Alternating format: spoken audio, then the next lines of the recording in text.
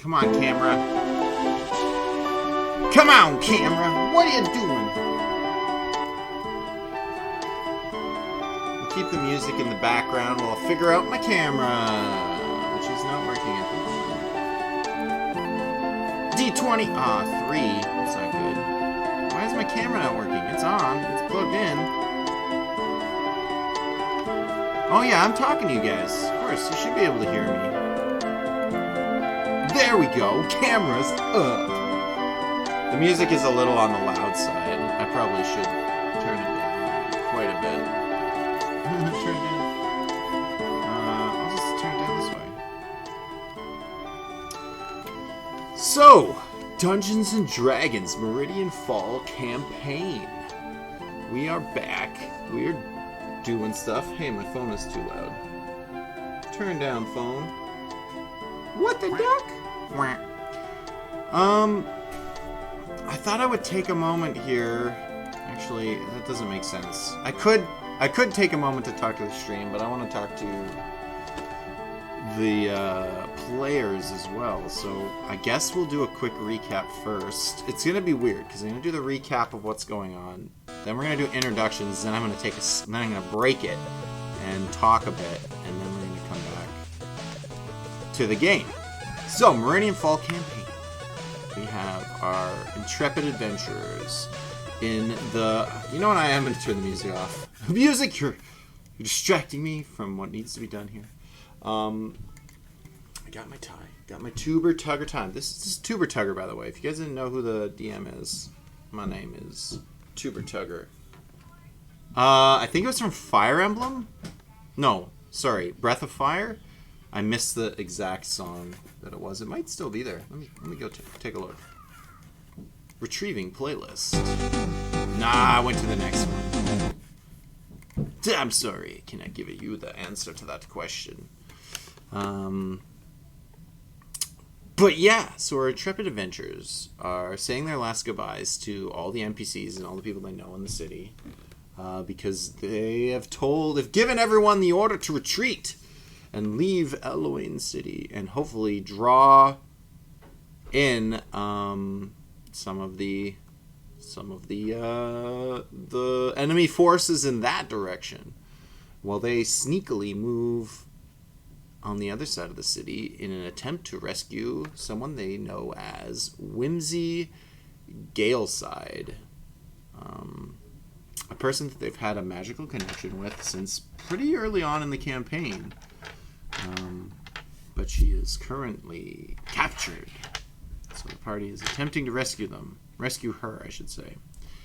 I believe that's it for wrapping it up. So why not we let people join on into the thing?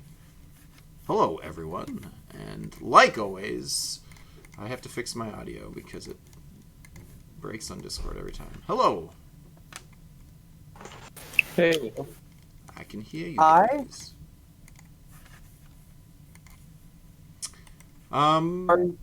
Hello. I guess we'll do our basic introductions as we always do. We have technically 5, but four players, 5 characters. Starting with May Golanadel. Hey, I'm Ezekiel. I play May, and I also play Rim, and I have an owl also. And next up we have, currently going by the name of Blandford Knitfable. Hi, I'm Follister. I'm playing Blandford Knitfable. I also sometimes go by Zosimus Hornswallower, and I also had a moment where I was chatting with someone that I knew under a different name of Hubert Ragsdale, but you guys don't really know that, but that's a thing that might come up at some point. Maybe. No. May Hubert? is a wizard, Blandford's a bard, and then we have our barbarian, Fjorn Ledbrock. Yep. This is M. Burke. I play Bjorn Ledbrock, the Barbarian. And right now, I just want to go north. Northward to the Northland. Coldlands. Lastly, the monk of the party, Oris Lackenpar. Hi, I'm Stop Shulking. I play Oris. He's a monk. He shoots arrows and sometimes bops people with a stick. And he just got a magical whip at the end of the last round, Yes. which he might try to use a little more. A little gift from Tango. I think his name is Roman Tango, but we just call him Tango. Yeah, he had the whip. He didn't feel he used it very well. I don't know exactly why he assumed you. Like, maybe he saw you were carrying a whip. Like, he gave it to you because he knew you were the one targeted by the undead revenant, and he wanted to give you an item to help defeat it, but how he knew you were... I don't know if you've used your whip in his presence before, but...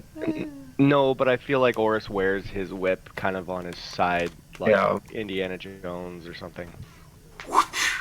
You know, it's just available. You got to reach across and grab it. But the bow staff and the bow and arrows are on his back somehow. I don't know how that works with the quiver, a bow and a staff behind you, and then the whip on his side. So that's how I picture it. And now I've got a battle axe behind me too, so I've got like 4 things on my back. I'm not sure.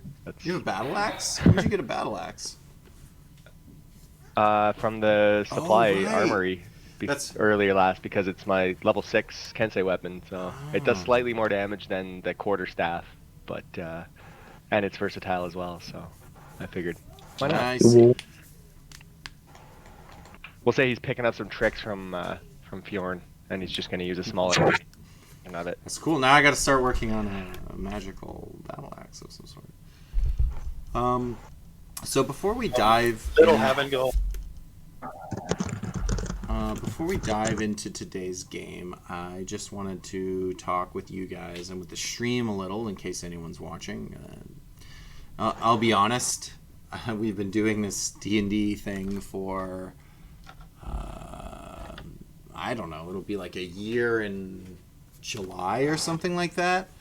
And our viewership has not increased at all, really. It's the same. It's just us, for the most part, watching.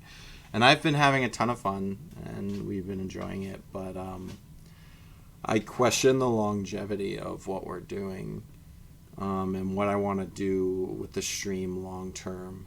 So I'll keep you guys informed, but there's a reasonable chance that we'll be wrapping this whole D&D thing up, or maybe just removing the additional campaign. Since you guys are my subs, I mean, maybe I should just keep it going out of respect for that. But something's got to give. Basically, I had this moment of clarity in the last couple of days while I was working from home with a lot of time to think to myself that the whole goal of the stream was to like build viewership and you know, have people following it, and what we're doing isn't working, and maybe nothing would work. It's possible that the stream is just a shot in the dark, no matter how you slice it. But the more I think about it, the more I think no one wants to watch a 3-hour YouTube video. No one wants to watch me talking to a Discord, I guess, or the one guy does on Wednesdays, which is kind of funny. He shows up and has my dad.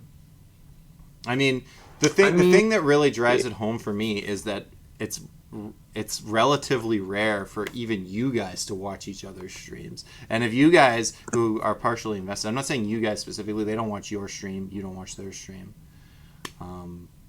If you guys who are actually invested in the story aren't even interested in the stream, it could just be it's boring. It could just be it's not exciting and not worth watching. I mean, I don't know.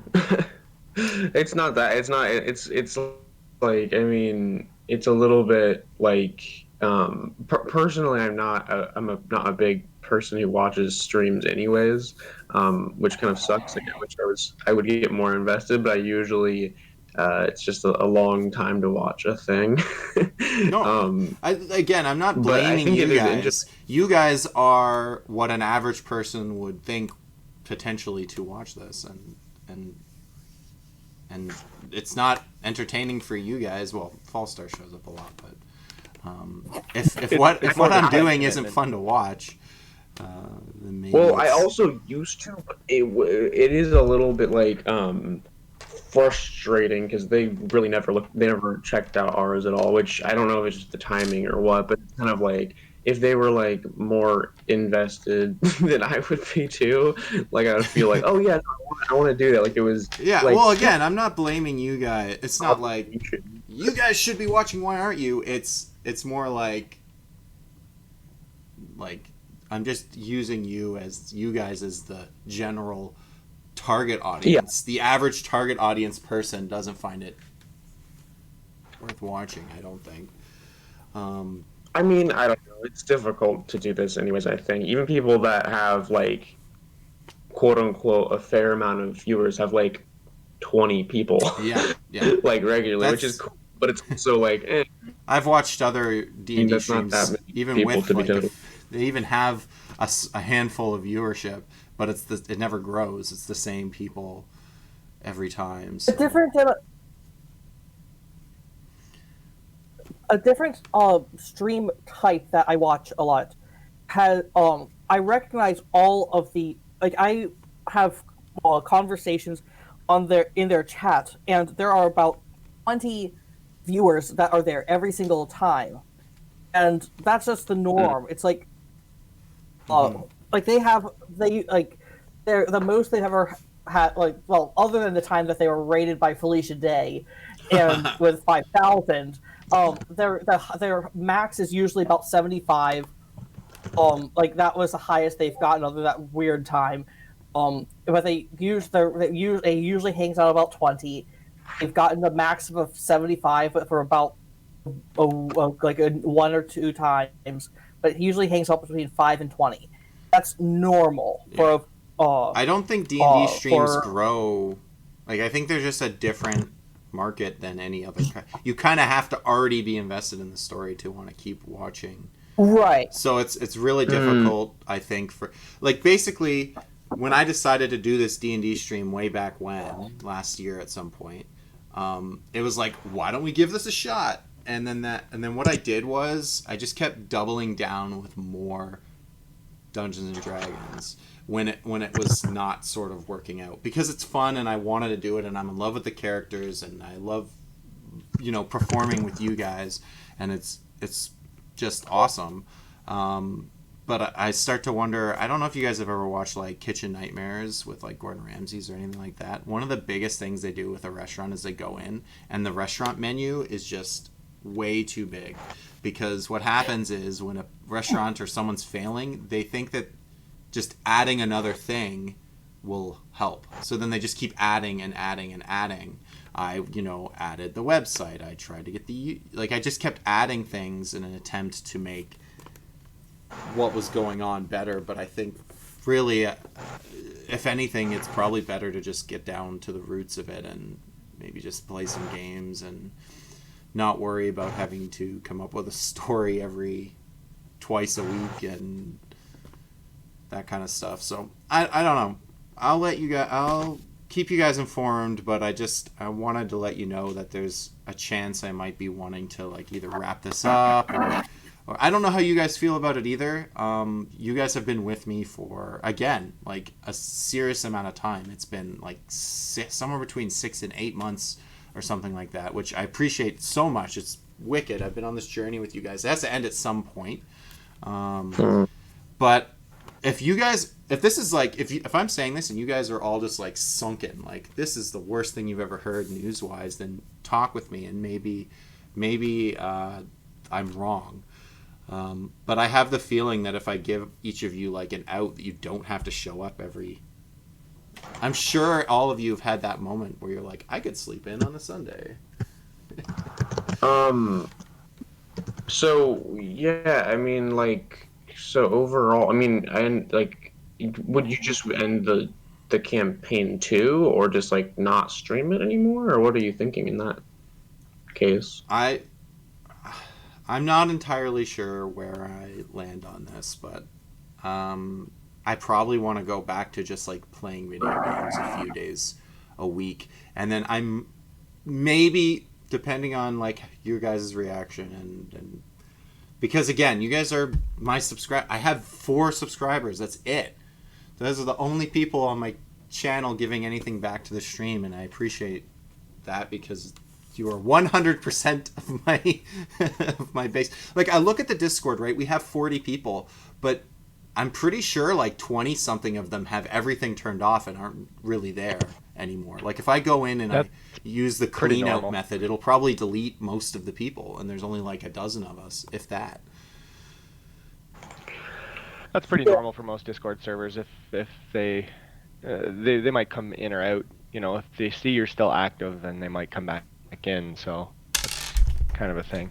Yeah, for sure. I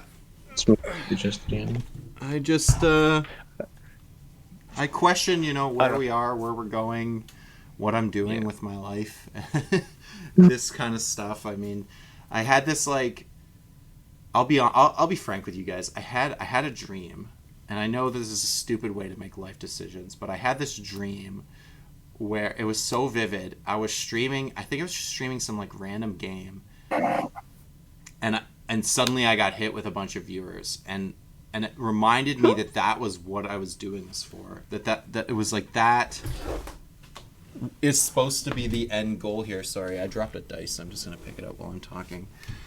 So like right now, or at least up till now, the goal has just been have fun, you know, play D&D, have a good time. And I think I lost track of the initial goal, which was like, hey, wife, I'm going to go downstairs and not be part of the family for like 20 hours a week.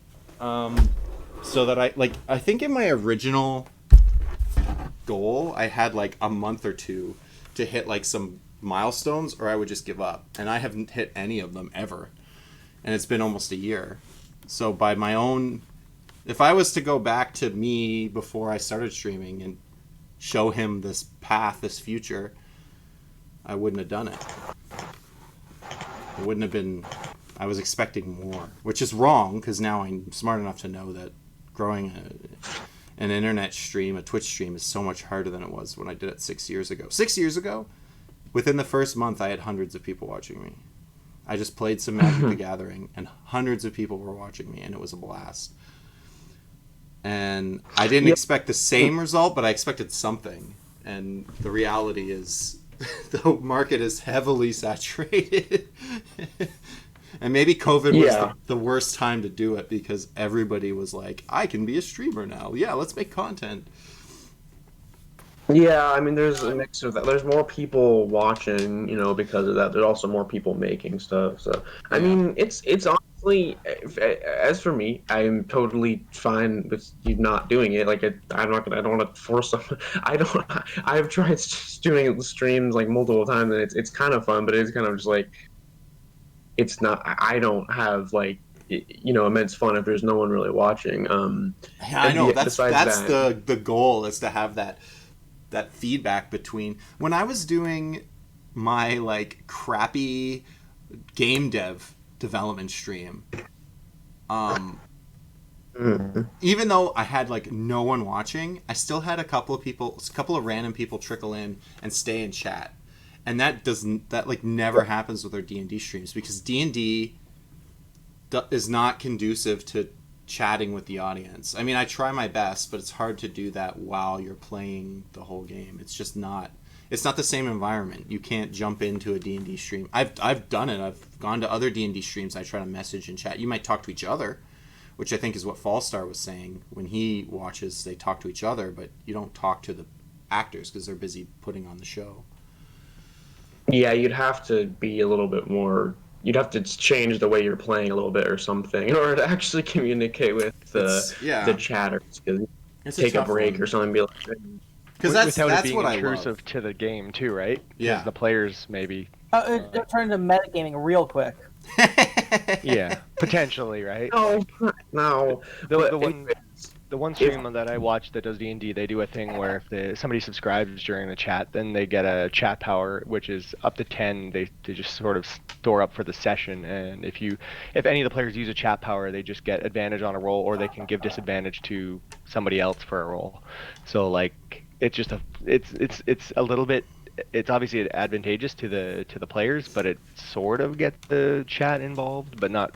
It's almost indirect, like it's almost for the players more than the streamer, so it doesn't really do what you're looking for. But it's a sort of thing. There's also that. I've seen something similar. Where, whenever someone gets a critical, it's a everybody take a drink, or and like the chat is supposed to spam emojis or. The thing is, I did try. I've tried to have spam emoji type thing. I'm like, spam the stickers, and I don't know.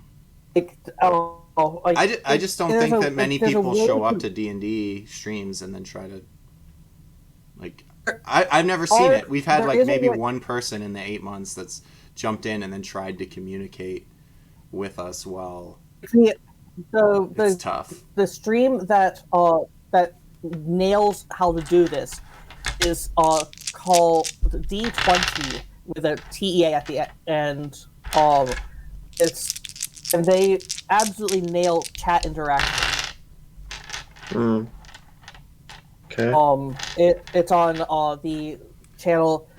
I'll link the stream. Another thing to keep in mind, though, a lot of like chat interaction stuff only works once you hit certain thresholds of viewership, which was something that I learned the hard way too with myself, because I took all these tips and tricks that I had learned 6 years ago and I tried to apply them this time, but to an empty room they don't do anything. For example, the rock paper scissors game at the end, I came up with that because when I did my Magic the Gathering stream, I had a similar thing going on, and people loved it at the end of the stream. They would ask me when it was going to happen, and honestly, you guys kind of begged me a tiny bit as well, but it really doesn't start working until there's enough viewers to make it worthwhile.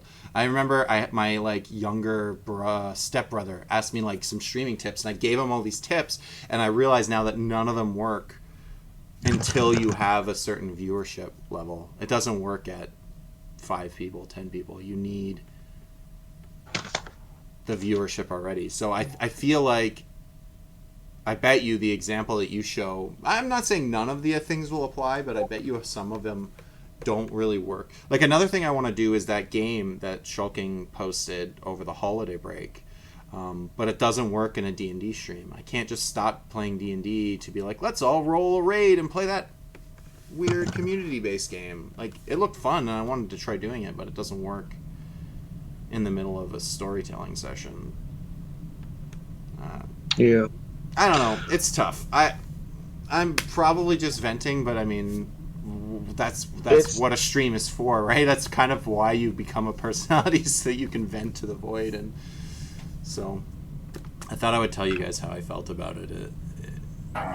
You know, That, yeah. I mean, if you don't want to continue, that's okay. Like, one, you're the one streaming. Two, you're the DM, so that's part of the game. Even if we weren't streaming, if you're like, yeah, I'm not feeling like I want to keep doing this anymore, I'd be like, okay, well, we can't force you to do that.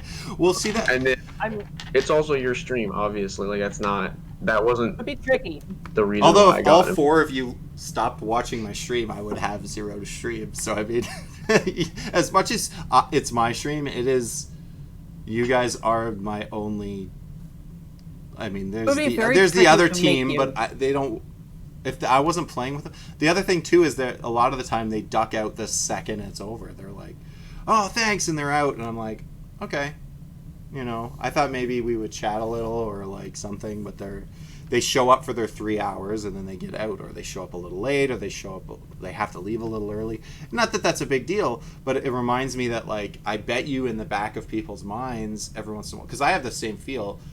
I've had it the whole time I've streamed. There's very strong addiction to just like being like, what if I gave up? What if I just didn't stream? And I did a bunch of that over the holidays where I wasn't streaming, and it's how I stopped streaming 6 years ago as well.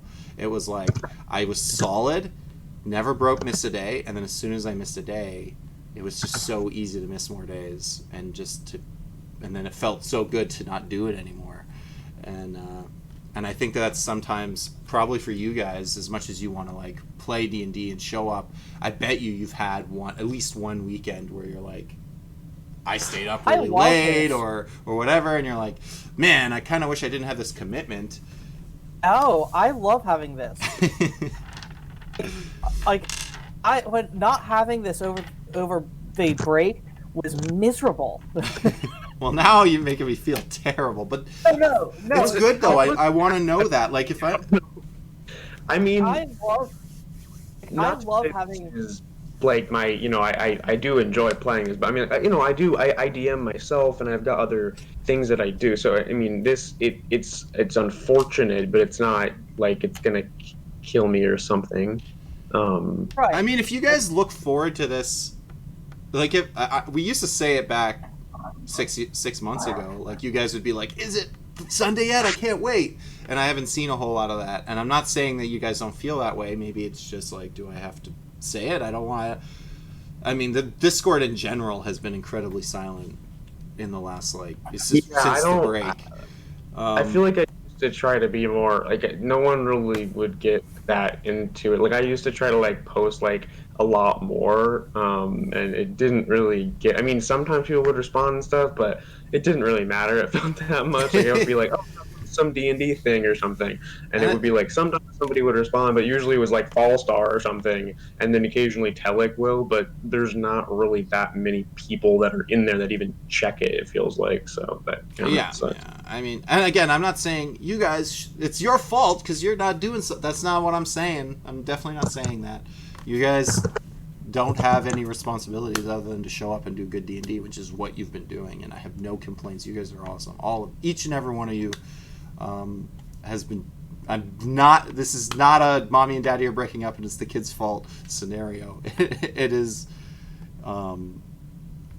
It's just, it's kind of. I mean, obviously, I had these emotions during the break as well, and that's why I kind of had it to begin with, and I was really excited to get things started again, but I honestly, I don't know where I land on this. I wish I could tell you what my future plans are. I probably want to start streaming some game again, like maybe Raft or something that I can just play for like a month or two and people can get invested in the story of that. I don't know. I'm not really entirely sure what I want to do, but yeah, well, I mean, you used to have some more like actual games or like Magic the Gathering or video games or whatever that you do, and because of there's the 2 D&D streams, you haven't really done those at all. Yeah, exactly. So it used to be you guys plus I was playing games during the week, and the 2 D&D streams have really sucked up all of my time, and it comes to the point where like I find myself only spending time coming up with the next content to do, and then I'm just like, I don't want to do anything else. I already got, like, right now I'm working from home, but like I have to work from home and take care of my daughter. The pressures at work are really stupid because so they didn't want to let me work from home, but the law said they had to do it if I wanted it, and I had to push for it because of my wife's hours and our lack of ability to get babysitting. So I had to push for the work at home. But now all eyes are on me, and they're constantly like, if I went to work and did nothing for a week, no one would care. But if I come and work from home and do nothing for a week, everybody's watching and like pissed at me that I'm not working. It's crazy. Like my boss one day will be like, "Oh yeah, don't worry about it. Just get done what you get done." And then like a few hours later or the next day, he's like, "Hey, can you like update all your projects? It's not showing any progress." And I'm like, "Well, I am working on them. I just didn't put the percentages up on my Excel sheet or whatever that's keeping track of stuff." I don't know. It's yeah, I don't know. I just wanted to talk about this before we started streaming. Maybe I should have saved it for the end so that we weren't all bummed out before we started playing. Like I was really tempted to just be like, "Hey, you guys just want to like fight a dragon?" today? Just like I'm on board with do that. like let's like side quest it. Like you guys all like are ready for war and like take a nap, and then you're in a and you just like happen to be fighting a dragon in your dreams collectively or something instead of the regular story. But then I know that you guys really want to get to the story, and I have story beats, lots of them actually, left unsaid, left unscripted. I mean, the other team, I don't care about spoiling it because I know they're not watching, but the other team the other team is about to go back to Ironfell, and like you guys kind of half got tipped off with that message that Blanford sent, but they're gonna come back to like a situation. It's not good. If they think they're gonna go back and collect their happy little reward, that's not what's gonna happen. Shit's going down. The glue milk like, to be honest, I've been foreshadowing it in their game for a while now. The noble houses are fighting because of Blanford's letter from like forever ago. I tried to like one of the side information pieces they kept getting but were ignoring was that there's like a magical weapon or machine being built by one of the noble houses, but they don't know what it's for. Like at one point they got offered a wish from a devil and it was going to be this exciting tie-in, and they were just like, nah, we don't want this. I'm like, okay. The one guy said, I'm a genie warlock. I'll get wish eventually. I don't need this wish now. And I'm like, what? Like in 2 years when you're level 18? Like, what are you talking about? A wish is still a valuable thing to have. But they weren't. That's wild. That was wild, turning down wish. I thought that was going to be really... And then he was like... Then he died. His character died. And I'm like... He's like, oh, what if I reincarnated or whatever? And I'm like... If you want, even though your character was obliterated, the wish spell can potentially save you. Like, if you guys wanted to save this character, we can make a storyline, we can make a quest line, and we can bring back Sophia Lang. But he was like, no, I've already made a new character. I want to be this other guy instead. I'm like, okay. I mean, whatever works. Honestly, choosing to not take that wish was so wild. I know. I was like, oh, I'm gonna put this at their door. Like. I was like, I'm going to lay this at their feet, and it's going to be very interesting. And they were just like, no, later. And I'm like, oh, okay. If you'd given that to me,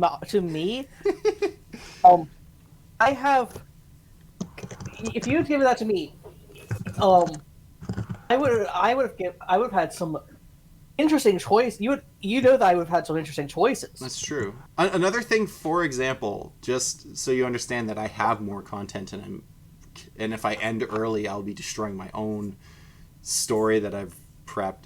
I already know where all the parts, like who all the Heckrams are, and where they are, and they're like in the world right now. I don't suspect you guys to possibly be able to solve that situation for like dozens of sessions. Like, it's not meant to be a quick thing. So I hate it. I'm like, I want to finish the story. I want to keep going, but at the same time, I have to, decide if it's worth it. But we'll see what happens. I mean, maybe you guys will personally message me and be like, here are my feelings on the subject or something. You don't have to, but if you do, it might help me decide where I want to go with this. And I just thought I owed you guys this, because there was a part of me at like quarter 2 that my wife was like bugging me. She's like, are you streaming? We're going to go out and go do something. You going to come with us? And I'm like, I could just message that there's no stream today. But she's like, but don't you have to like tell them about this? I'm like, yeah, I owe them this. I got to at least tell them what's going on. I'm not just going to cut the stream out from underneath them when they're waiting to play some great D&D. Because honestly, I don't think our D&D's bad. I think we're at least middle of the road D&D. I've seen people say good or no D&D is better than bad D&D, but I don't think we're in that. Well, yeah, there's definitely worse D&D than what we're doing. There's much worse players and DMs out there. Yeah. I don't claim to be Matt Mercer, but I do think that we have a good thing going here. We have fun and stuff, so that's like I've been in a bad game, and that was miserable. I just quit. Yeah, I've had very bad. I've certainly had more miserable games than this, but I also understand as a DM being like at a point like so there's the campaign that I play Sunday nights actually, but I've literally been doing that. It's just a home game, but now we do it online because I moved. But we've been doing it for like years, like 2 or 3 years maybe now, or something crazy. And Yeah. it's literally the same world and new characters and stuff, but it's essentially the same campaign. And I've had chunks of time where I was like, I don't want to do this really. And we haven't taken like long breaks. Like obviously with a stream, you might want to take a longer one, but like I've taken like, I've just been like a week where I was like, I just don't want to do this. Like I didn't think of anything this past week. My creative juices were just not flowing. I'm like, Yeah. no, I don't want to. So we'll still hang out and play a game or something like that, but I just didn't DM. And it kind of sucks because sometimes I would do it like that day and I'd be like, guys, I'm really sorry. I wanted to so bad, but I didn't feel it at all. So we would just skip that week and the next week I'd be a little better. And sometimes I've gone a week or two and sometimes other people can't play and all sorts of stuff. I mean, that's more of home game stuff though. I get it with a stream. Yeah. You're like, if you're not fully into it, you're like, I don't really want to feel like this and be streaming it because I want to be super invested in it. I don't want to be like, oh, a couple of weeks, let's just skip it, and then you could lose viewers or whatever. And I get that. I don't know. It's just if you don't want to stream it anymore, that's fine. If you don't want to DM it too, that's also fine. I mean, it's. Yeah. I guess I'd rather know sooner than later too. I don't really want to like. Yeah, I mean, I'll let you guys know what my plans are as soon as I've figured them out. But like I'm saying, I mean, I'm still kind of muddling this out as we speak, but I thought the fact I was having these thoughts, I should at least share them and take the moment and take the time here so that you guys don't get blindsided when I just vanish off the face of the earth or something like that. But yeah, I mean, like last Wednesday, I was like not really that into it, and then they luckily because there's 5 of them and they're all pretty chatty, they RP'd for like an hour and a half.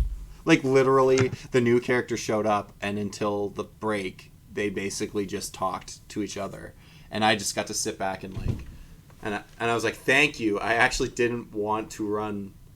And then we got into it and we had a combat and it was fun and it was exciting, and it was supposed to be a very easy combat, and they prepped so much because they were ambushing like a wagon. By the way, they saved your NPC buddies. What are their names again? Essa and friends. No idea. Well, May never really met them much, but the 2 that met Oris and Fjorn. Gimbal and Full. Sorry? Not Gimbal and Full? Gimbal and Full, yes. Gimbal and they Full. rescued Gimbal and Full, but they haven't spoken to them yet. But they did rescue Gimbal and Full. They also rescued the person they were supposed to rescue and a couple of other randoms. And TPK, except for May. Well, that's why I was like, we could just fight a dragon. Just challenge rating 10 you guys and see what happens. You're probably gonna get melted, but that's the game. Dungeons and I'll Dragons. just cut it up. I would run away.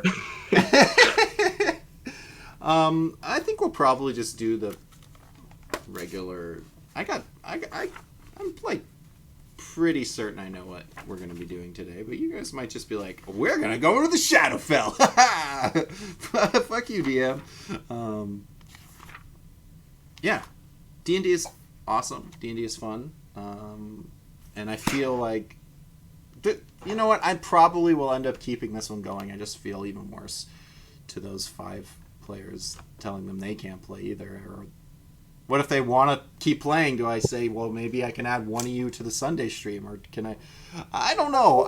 How do you make these decisions? Like, I feel like I'm a manager who has to lay off like 3 people, and you're like, they all have families. What do I do? You know, or I could just not. I don't know. The other day I heard about how back in January College Humor laid off over 100 people because they just like cutbacks and stuff. And I'm just like, I don't know. Does it matter? Like, do these people care? I guess that's what I thought. Maybe you guys will tell me how much You've said your piece too, but yeah, TPK would be fun. We could just kill everybody, and then maybe I just start over with a whole nother party, and you guys. I was be kind of joking. I was just meaning like if we were gonna be like done and whatever. I mean, well, that's the thing. I want to give you guys like that epic. Like you're only level 6 though. You want to fight the Mazgate at level 6? Like that's not gonna work. You gotta. No, That'd be wild. If you wanted to, something that sometimes for me, which it's really unfortunate for my players, but I mean they're God, my players are awesome, but hopefully you feel the same way. But I've actually did something kind of like that one time where it was more of like a narrative thing, and I realized I'd set them up really bad, and so we did a TPK, but I told them about it beforehand. I was like, you're probably going to get TPK'd because I basically set up my players, the bad guys, and let them get there too soon. So they just kind of got destroyed.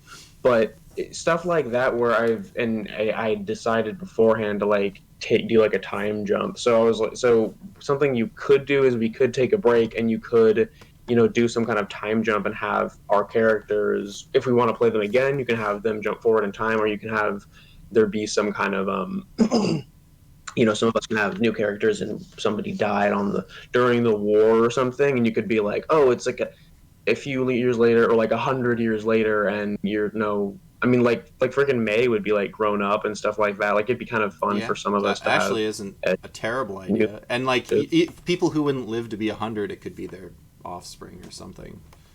Yeah, exactly. Or just a new character. It's or a new character. Yeah, I don't know. Like that's the thing is, you tell a player that they're gonna. It's like when a player death happens. As the player, you're like, no, and you're so upset because you were so attached, and then you're like, oh, but I get to make a whole new character. This is interesting. And yeah, kind of dive into it. I like. So sometimes when you hear these ends are coming, it's terrible sounding, but then it could be like, I don't know. Would it be fun to play this campaign 50 years in the future where like the glue milk succeeded and like this continent is ravaged and you guys are like the last hope trying to like rebel against, like every town you go to, the town like you can't let them know you're honor clad because like you're marked by Ava and they're therefore like enemy of the state. I don't know. Maybe that would be really fun to do. Moving forward, I think the thing I have to remind myself is I shouldn't be basing the way we run the stream on the highly successful Critical Role 100 episode, way of doing things. Like we can do whatever we want. So maybe there's like a solution here that's honestly badass, and we reincarnate what's going on. We breathe fresh blood into this, and then we all start playing again. Or maybe one of you talks to me and says, "You know what? I like the idea that I could take my out here, and I'd rather just watch every other week instead of actually having to participate." And then I can, like, I don't know. Or maybe you guys are all like, "Don't leave me, Tuber. If you guys leave, if this is what's getting me through COVID, like, I'll feel really terrible because honestly, I do think it's not quite that. It's not quite that, but usually not. But it's fun. I still enjoy it. It's a lot of fun. It is a lot of fun, and I'm really enjoying the story. I have been having a ton of fun. Don't get me wrong. I'm enjoying messing with your story and messing with the other player's story, or the other team's story, because they are not messing with. They're just like watching their way of engaging with the story and just going, what are you doing? Why they're are like you doing rats anything? in a maze to you guys. Like it's kind of funny watching them just like stumble over things you guys figured out long ago, and then these guys are just like, what are we doing? And they don't even like really try to figure it out. They just kind of accept that it's something they're not going to know. Well, yeah, I mean, the thing is it's kind of hard, like, if it was if our campaign had been going on possibly longer, and it was like there was some viewers and stuff, and then you were like, hey, I'm going to start a new one with possibly some viewers or something. The 2-campaign idea is a super fun idea, but it also is probably something that might be better as like after one of the campaigns has gotten more popular. Like if they did a spin-off of something like Critical Role or whatever, that might be more. Oh, that's really cool because you already have like a fan base for one of the stories versus having the two stories that not everyone can watch both of them necessarily, and they're not big enough fans of either to like go and watch the other one, Yeah, which exactly. sucks. But that's just I think how that's it is when you again start out. the like. Here are some streaming tips that only work after certain thresholds of viewership, right? And I think maybe that's where we step. Yeah. It was really fun. I really enjoyed this experiment of having 2 campaigns, and I honestly like. If I was to DM a not streamed game, it's very exciting to have. Actually, if you're doing like a home game, cool thing you can do is like you can even like split. You can just say like 2 people are playing this week, or like you can do some like pretty crazy stuff with splitting the party, or having up to 10 players mixed up in the whole. You can do whatever you want when there's a stream. I mean, maybe I can just do whatever I want, because if no one's watching the stream, maybe we should just be doing whatever the hell's fun and just ignore the fact that anyone watching will be confused. Who cares? They're not watching anyways. That's fine. And then again, it's like if it's something that you really only want to be doing for the stream, then it's just like, might as well not, I guess. But yeah, I don't know. Anyways, yeah, I don't know. My main idea for that, just for having similar feelings with DMing, at least with the DMing aspect, not with the streaming part, but kind of refreshing it can sometimes help. I mean, you want to make sure that actually is going to help. Like if you're like, oh man, I really enjoy DMing and I want to keep doing it, but I feel like I've put myself into a rut, like narratively or something.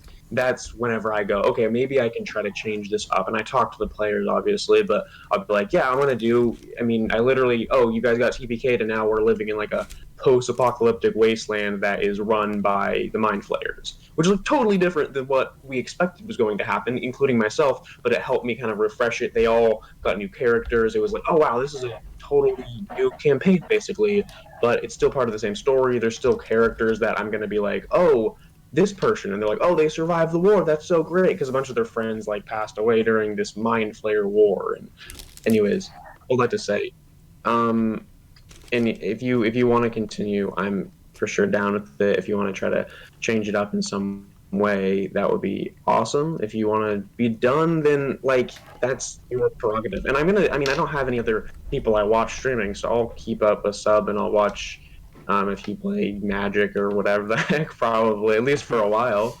Well, this game that I got called, what was the game called? I bought it on Friday. I've been playing it. It is actually really good. I think it's called like Star Renegades. Let me just crack open Steam. You guys are like, are we gonna play? We'll play.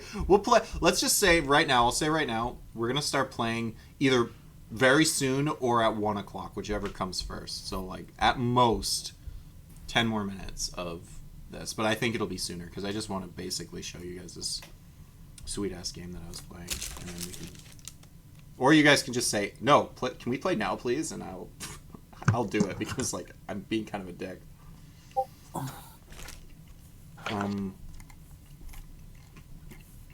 Oh shit! But for me, I play. I'm not gonna put the game on. I just wanted to look up the name of it, and then you guys could potentially look at it on your own time. It's called Star Renegades. Yeah. So, if you guys have watched me play games like Iridus or other kind of roguelike, but like long roguelikes, like that's the thing is I don't know if I like using the term roguelike for Iridus because although it is like the game cycle is just so long. Like you can play one game of Iridus for like 20 hours. That's how long some games are. So to say it's like and then you start over and you play it again with more stuff unlocked, but like technically that's kind of what makes it a roguelike, but then it's not because you're playing, you build your team, you invest in it, and you play through. Anyways, I recommend looking up Star Renegades.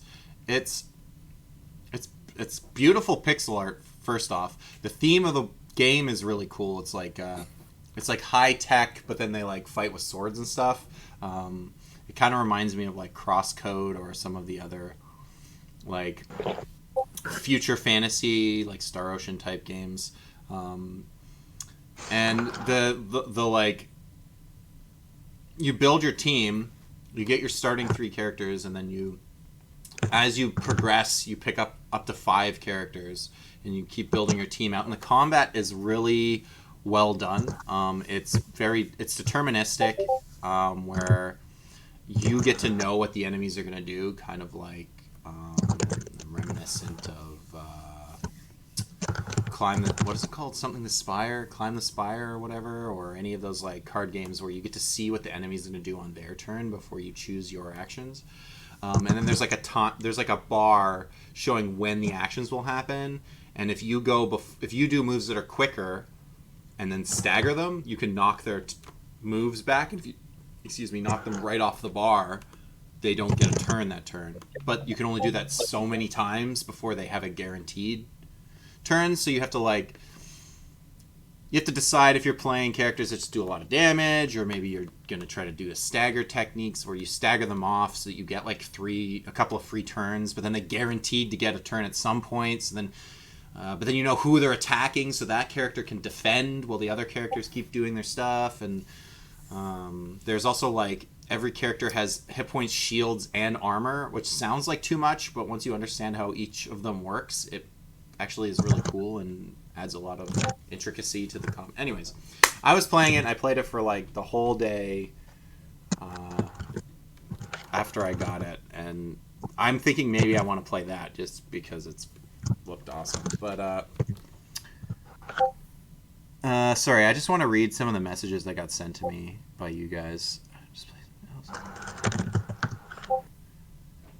Also, no, if it becomes more of a job, it stops being fun. My wife does this also. Oh, I see. Well, that's the thing is, like, you know, you only get so many days off. Oh, this is Fallstar was sending me the stream. Anyways, I wouldn't worry about it too much. We're gonna play. We're gonna D&D. We're gonna fight some duders today. I'm gonna eat, a McDouble because it's delicious. Deliciously bad for me. Are you all here right now? No, I'm not here. None of us are here. Yee. Let's shoot some arrows or swing some bow staffs or run away from the city or whatever we're doing Let's today. stop talking about serious things. Let's kill some shit. You want me to just like flip to a page? You guys are fighting a white dragon. Okay. Or That's cool. a genie. No, that's fine. I know what you guys will end up doing. You can do some like perception rolls or whatever if you're gonna dive into the enemy territory, and All right. we'll see what happens. So, after the 1 hour introduction to the stream, we're left with your party saying it's last farewells. I can't remember. Did you guys had a short rest, right? You guys are fully healed back. I'm not fully healed. I'm at 22 out of 33. Okay. I rolled garbage on my hit dice. You did. I just want to know how how bad you guys are before I throw like 3 beholders at you. Well, if you throw 3 beholders at me, I can still do okay because I've got some spell slots still.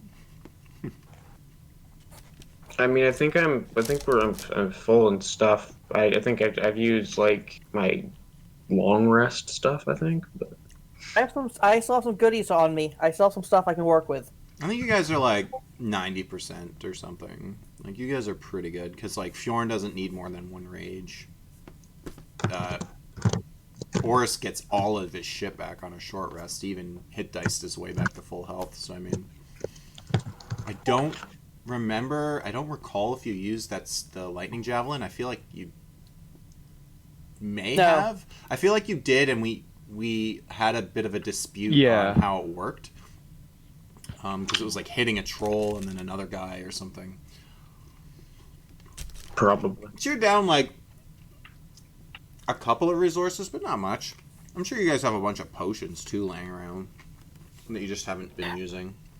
Like I know that Blanford got his fire breathing potion back. Oh, I did? I'm pretty sure. Didn't you get it? Didn't you find it? Sorry, someone found it. That was the other campaign. Are you sure? I'm pretty sure that when you guys raided the apothecary, and Blanford I was wasn't not in that raid. Yeah, Blanford wasn't with you, but one of you picked it up, and I thought that you were going to give it to him when you got back. I thought that was the idea. They did not. I've got an empty one in my bag just to remind myself to pick up a new one. Does anyone remember that or have a potion in their inventory? I have no potions. They're too expensive. I think I have some healing maybe or something. No. I don't know. I forget what happened. I want 50 gel potions. I've got potions. I've got 2 potions. Yeah. No, you got stuff to work with, and you have stupid Tango with you. Which and I think Rim has like a bead of force or whatever that I gave him by accident. They didn't end up needing. And we have our owl bears. That's true. Let's just kill Tango. Although they're probably not the best idea for like if you're trying to go quick and quiet. Quick is the point. What are we even doing right now? I want to be done. We're fleeing, right? Oh no, we're trying to rescue. We're trying to rescue Whimsy. Mm-hmm. Let's just leave her. She's probably the bad guy. So. Yes, but I want to prove it. We need to prove it and get rid of her. Who cares if she's a bad guy, though, right? If she's the sorcerer, she's a major threat. If you rescue the bad guy, then the bad guys owe you one, right? So then you're in the good, like that. That seems like a valuable thing to have. What we could do is we could find her and be like, oh, you're the bad guy, and be like, okay, well, don't come after us. And then we just leave, and we can let her stay alive, but we'll just threaten her. So if she's the sorcerer and she doesn't know it, we need to get rid of her completely so that she's not a threat. But who cares if she's a threat? But she told you that the sorcerer is nowhere near her. So she's really telling the truth. She might. In the Bible, it says the Bible is true. So the Bible is true. Like, I think that she's projecting elsewhere the sorceress abilities somehow. Yeah, I know. But your idea, it might be right, but I don't know if I really care. I feel like the organization is not like against us. Is as annoying as its characters might be. Like Tango's cocky and Whimsy's just nonsensical behavior and whatever. I don't think that they're the downside that we need to get rid of her without alerting Tango. I kind of thought that the sorcerer wasn't even around until afterwards, so that's why I don't really. I think the sorcerer I always had in my head as a different person. So I guess it's possible. It seems unlikely, but there's twists and things. So whatever. Or is Tango the sorcerer? What? Is Tango the sorcerer? We don't know what kind of magic. You don't know much does. about Tango. He could be a friggin' artificer, like you said. Or he's like a rogue that just has a bunch of magic items. I don't think he's cast a single spell, has he? Right, he could be a sorcerer who's faking out what he is. He cast one spell, but it was from his necklace. Yes, I could also be a sorcerer and be lying this whole wizard. I mean, you can say that about anybody. like you could have a fighter, or you could have a wizard who's got some a feat that lets him wear armor, and fake out that he's not a high level wizard. Non-player characters are not bound by the rules of classes. Yeah, that's what I'm saying. It's like, it doesn't really fun when they are, but they don't have to be. The Tango doesn't even have to have a class. I feel like he probably does because he's like he's been around longer as an NPC and he's been being played. But honestly, it's actually easier for a DM to just use like somebody from the Monsters Manual, like one of the NPC characters, or from Mordenkainen's or something like that, because otherwise you have a full character. Characters are a lot more complicated, have a lot more abilities and stuff like that. So it's more likely it's sort of an NPC style monster stat box for Tango, and it's like, okay, here's his things, and here's like a few abilities that he stole from like 3 different classes. So, He's anyway, Tango. I'll tell you, a little meta wise, Tango's information that I have is basically just a list of magical land. Like, it's more important to me what those do than what he's capable of that's doing. what I mean. Like, it's not. He clearly doesn't seem to have any magical powers of his own. Anyways, so He's are we got all a bag Yes, of but- holding. go? Do we all want to go save what's her face or kill her or whatever the hell? Go after her. Oris does want to try to bail her out. We'll figure out She's which been one we're helpful to going us to in the do. past, so. We'll figure out what we want to do with her when we Alright, get. let's go. We'll go out of the wall and go around, and then send my owl out again. And he won't land this time. He'll just stay in the air so he can't get caught. Can't get got. Won't get caught. What are we doing? So my Whimsy. Go understanding to rescue is, Whimsy. Arresting Whimsy. Rescuing. Whimsy, you're under arrest. so my understanding is we got. Yeah, Whoa! It's silent. Why can't you guys? Oh, you can't see that. Okay. So you got your base or whatever. You got the academy. The idea is to pull all the guys back, and then start the retreat. Then theoretically, part of your strategy is that all the armed forces will also funnel over here to then invade this way, leaving you guys, who I'm going to make the green line, the ability to hopefully travel this way. I think, feel free, you said around the wall, so if you guys want to go this way, like, let me know. That's what was. Let me know what you want to do. Your information, what your basic information on where the enemy is you know that somewhere on this east end, this blob over here, is the Gloom Ilk camp, and then somewhere here is the Goldmane camp. Now, who's to say it's even there anymore? Because maybe the advancement into the city is so much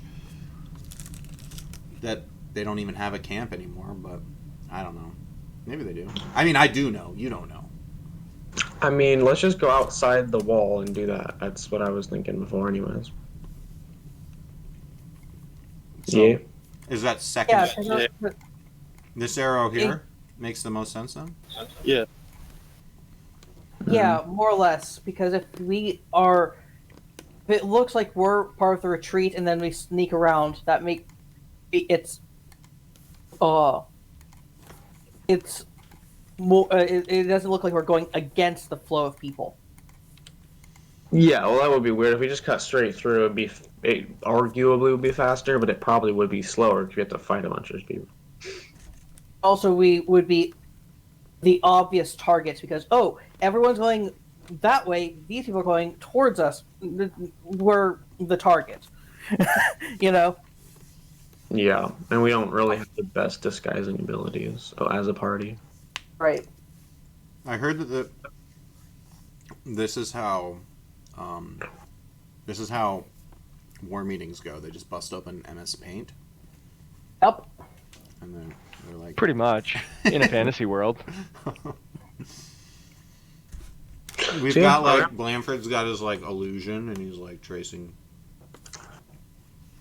Do you know minor? Yep. Does May know minor illusion as well? I don't know if I know it anymore.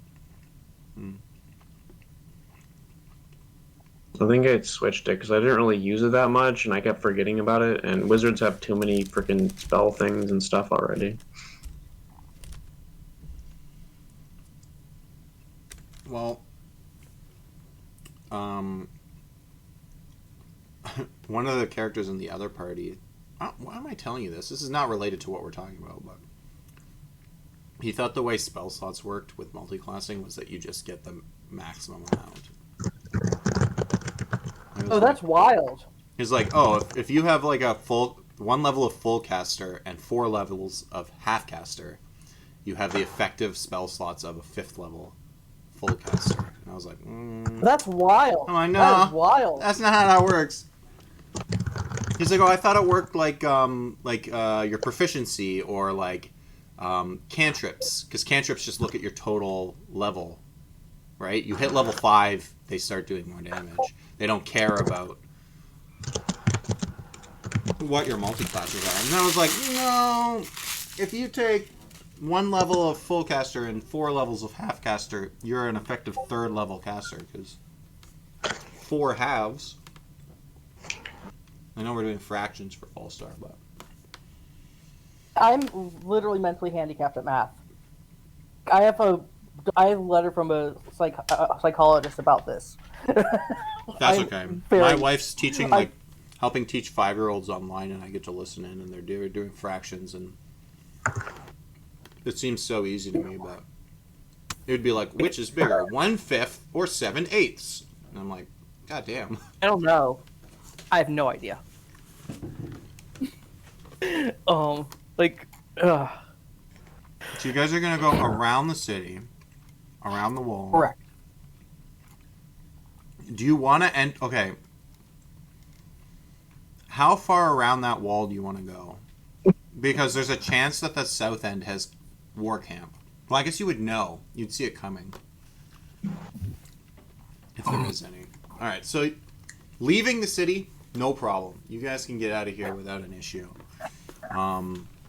The retreat has started. You said your goodbyes to everybody. You've decided to only bring Tango with you. I think there was some talk about maybe asking the Black Fang to come with you, but I think we landed on he was going to take care of your NPCs and help with the retreat. I mean, he let you know. You told him about this path you were going to take, and I guess he could have given you a heads up on what was going on. So yeah, there is still some war camp on this south side. So he actually will suggest. He can tell because he, is a diviner. He's going to suggest actually. Why am I drawing a square? I don't want a square. I want to freehand it.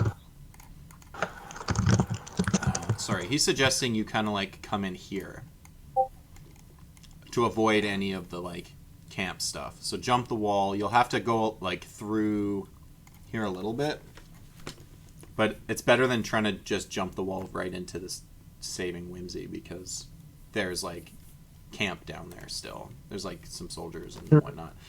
Maybe they're weak, maybe they're easier for you to deal with, but if you don't want to cause any commotion, he suggests that before you leave, that you kind of jump the wall and do like, you guys press up, you guys can get it over the wall, however you're planning to do that, I'm not even sure yet.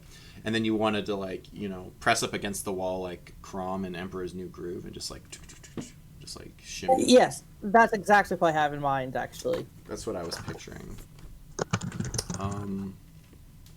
Strong, weak streak. Big guy, stealthy. So everyone is stealthy but Oris? Is that what's going on? I haven't rolled. No, that's a typo. That's a typo. I didn't roll a 2. Oris just like tripping over his feet today. That's funny. Oh, that's trash. Even Rim Plus, like both of them rolled well. Oh wait, did you roll for? Everyone but Blanford. Sorry, I didn't realize Ezekiel rolled 3 times. Okay, so there you go. You don't have to feel bad, Oris. If you do make some noise, you can blame it on Blanfy. That was trash. So, yeah, I'm gonna say it takes a little bit of time. It takes like some hours or whatever for you to get out of the city, up around the top. You suspect by the time you're in position, around here-ish, that there's no one left in the city. There's no one on your side left in the city. That they've probably taken the whole city by now.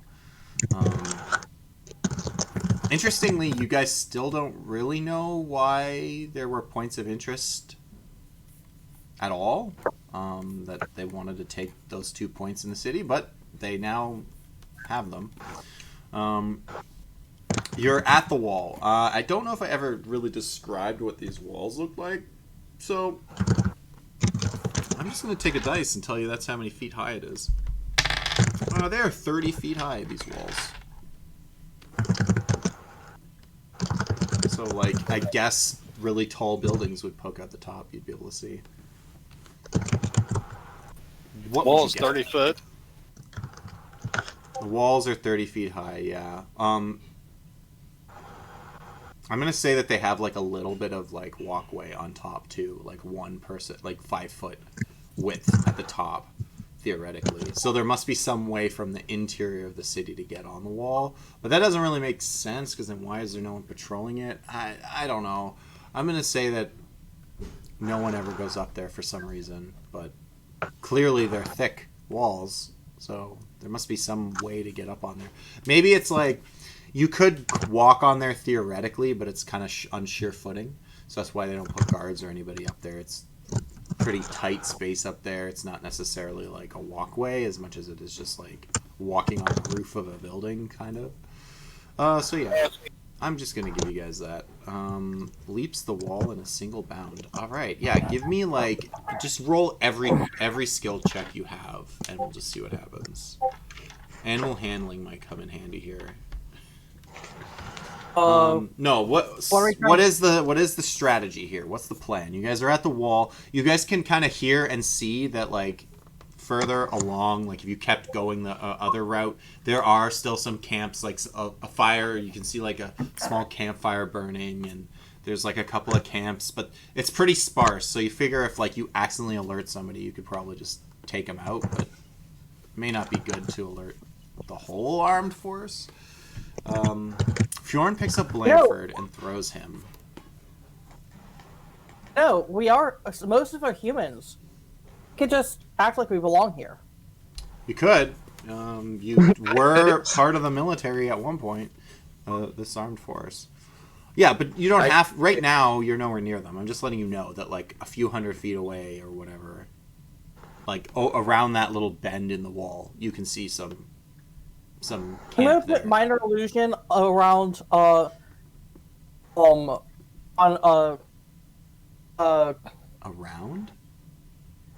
on May's head to make it look like on the ears and such. I'll just wear a hood. What the heck? No. I can. Minor illusion is disguised self, right? You just have to say what your minor illusion. Like I'm just gonna make her. I'm gonna change the shape of her ears, basically. I don't think that's where it works, but anyways, I'm gonna just wear a hood. So can we just throw somebody up there, or should I try to like Misty Step or something like that? Because it might be a little bit quieter. I feel like you guys should ask the monk. He can't run a wall, I don't think, yet. Wait, sorry. I missed what just happened. We're going up the wall. Oh, yeah. I don't have the vertical surfaces thing yet. I think that's level 7. Yeah. I think there is. There might be a way to do this. Okay, May tries to climb it. Does something happen, or? Hold on. Well, it's not climbable. Do you have something to like make it climbable? No, I'm gonna just teleport up there. So there we go. Hold on. Up there. Hold on, before you do, take some rope. Yeah, I already have rope. Yeah, we all have No, rope. what I mean is take an end of a piece of rope. I will toss it down. I don't need to. Is that how teleport Misty with the Step rope in works? You can take like at the end of something and you'll teleport. You'll stop existing here, start existing there, and the rope will just like somehow make up the difference. Is that how Misty Step works? I would assume that if you Misty Step while holding half of something, that it would like cut in half. But I don't actually know. There's no rules. Totally up to you. It also doesn't matter because I'm up in the air. I can just drop the rest of the rope down. I don't need. Yeah, to I know. If it was that's why I was like, this is kind of a weird. I mean, I was thinking you would just use the like magic item you have that lets you climb up. But I mean, you can do whatever you want, I guess. All right. Well, I'm already up there, so Sure. here's the rope, guys. You can Misty Step up there. There? It is like kind of difficult terrain, hard to keep your footing up there to stand up there. There's not really anywhere to tie the rope to. I mean, you could try to just like counterbalance it, like from the other side. Like 50 feet of rope is going to get you almost from one side to the other side. Well, I don't know. I'll use something in the bag of holding or something. I honestly thought you guys were just going to use a magical wall that makes a climbable 20-foot high wall, and you were just gonna climb up. I'll tie it to. But, I mean, you guys can do whatever you want. I don't know. I'm just gonna tie it to myself, and then I'm gonna jump inside the bag of holding, and then I'm gonna hold onto the inside of the bag of holding, and then they can try to climb off the rope. Wait, what? I don't know. I'm not very strong. What are you? You're I'm in the not bag, but then you're holding the bag. I'm trying to understand the logistics of what you just suggested. Can they climb the rope? Yes or no? Can they? What's holding the rope? You in the bag of holding? If I just hold the rope and I just standing on, I don't know. There's not I a lot honestly of have no footing. idea. You're probably I'm going to end sure- up having to make some checks, and there's potential for you to fall. Okay, cool. I don't know Orac's how been much flying 'cause he you has slow fall. want to rely on your athletics here. Cool, guys, climb the wall with your stupid friggin' magic wall, and I'm gonna just hop down and go and just. You're Whatever. going to jump This the is other stupid. 20, the other 30 feet on the other side. Oris can jump the whole thing. Good fucking lord. Okay. Somebody puts the wall up. You guys climb up. We put the wall on the other side. We climb down. There we go. We're on the side of the wall now. Oris can jump down. I have slow fall. So. May is like 1,600 feet in front of you guys, and she's looking for. 1,600. What? How did she get 1,600 feet ahead of everybody? She's running away. So let's find Whimsy. Sure. I still don't really know how you guys accomplished this feat, but fine. I will hand wave you guys to the other side of the wall. I guess, because apparently it's the only way to do it. So whatever. We just use the wall. Sure. I mean, even the wall is only. I don't care. You're putting it on the other side. We won't do this anymore. You somehow figured out how to scale a 30-foot wall and get to the other side and land there. And there's buildings, and you can hear the sounds of. Well, what can you hear the sounds of? Somebody throw me a perception. I'm gonna guess the bird is like above you guys, like taking a look. So maybe you want to throw Squire's perception. I don't know. Yeah, sure. Squire will look around in the air. Where's the? Blanford's like, no, I'm looking now. I'm listening. All right, so Blanford hears the noise of stuff. Squire sees exactly what it is because he's capable of seeing. So, yeah. So I would say there's maybe like 10 to 15 minute walk until you're like even at the area where Whimsy, like the general area that you suspected Whimsy would be in. On the way, you know that there are military forces like moving around slowly, and the Goldmane Empire is here. But I mean, your strategy has worked to some extent, where it's drawn away the forces. You hear that Squire even picks up like people talking. They're like, "We're being called out. We're marching. We're moving ahead, or whatever." And they're like packing up their things and getting ready to like move northward. I think you can find a path pretty easily that gets through the city here for the 15 minutes until you're in the area where you suspect you'll probably find these like levitating prison rooms that are just kind of housing people. You're not really sure what's up with that.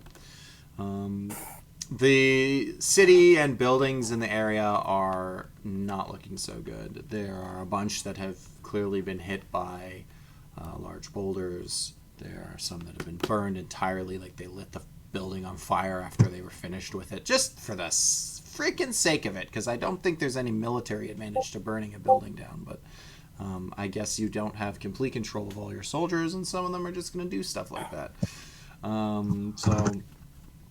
It looks like there's been some fighting. Occasionally you see blood on the ground, or where you think there may have been a battle.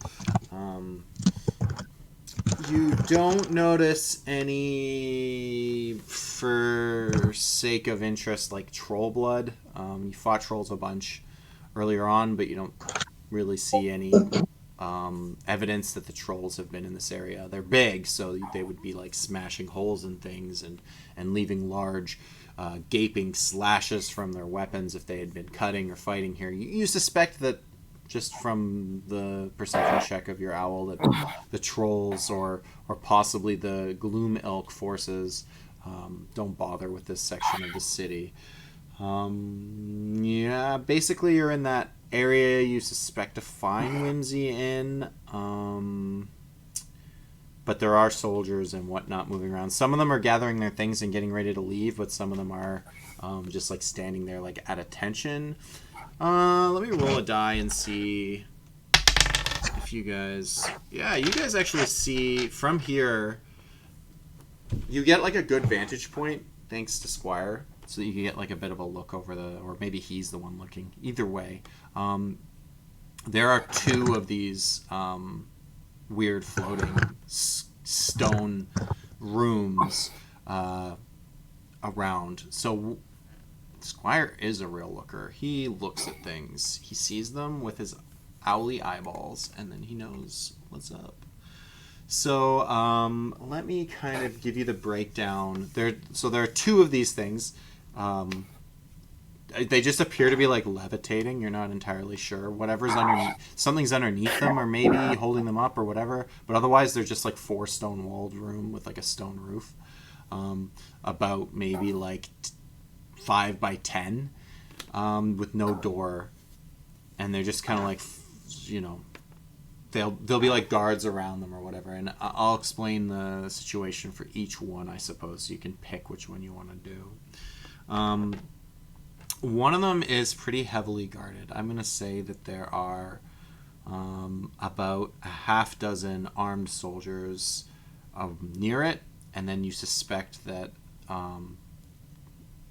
like directly near it, like standing around this thing, moving with it. But you suspect that there are another like maybe half dozen or more archers in buildings or around the area that might be able to keep an eye on this thing. You're not even sure if you're able to pinpoint all the potential armies. That one seems heavily guarded. The other one that's let's say about a 5 or 10 minute walk in a different direction.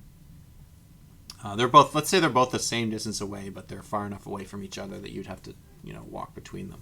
You can't just do both at once. That one is being guarded by fewer. You notice that it's only got a couple of armed guards, 2 to be exact, but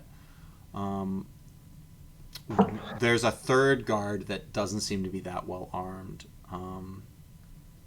You're not entirely sure what the deal is. It's just someone walking around without armor, without weapons, and then that's it. So you have 2 situations. You guys can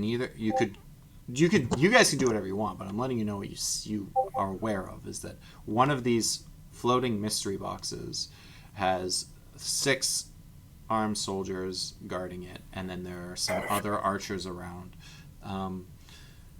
The other one only has a couple of soldiers and 1 mysteriously unarmed soldier. You suspect there's probably a couple of archers that could be seen there. Like, again, you're not able to know who's in what buildings and whatnot. There may be. This is in their territory, so you might find that this is who's immediately guarding it, but more might show up if you make a ruckus. So I'm just kind of giving you the basic lowdown of what Squire has seen, and now I realize I've talked for like 50 minutes straight. You guys can tell me what you want. Yeah, so there's how many things? There are 2 of these floating mystery boxes, I'm going to call them. Oh, so there's 2 things, and then there's boxes or whatever, and there's one of them has more people around. One of them has 6 armed guards walking with it. Plus, you noticed a couple of archers in windows that could probably see it as it was going by. You don't know how many. Squire doesn't know how many. He saw a couple. There could be more. The other box only has 2 guards on it, and a third that just isn't geared for some reason. And although Squire didn't see any archers trained on that second box, you guys can suspect that there may be soldiers that you guys just can't see. So that one's might actually be more guarded because there's like somebody with like magic or something. So that one, or where do you guys want to go? Let's start with.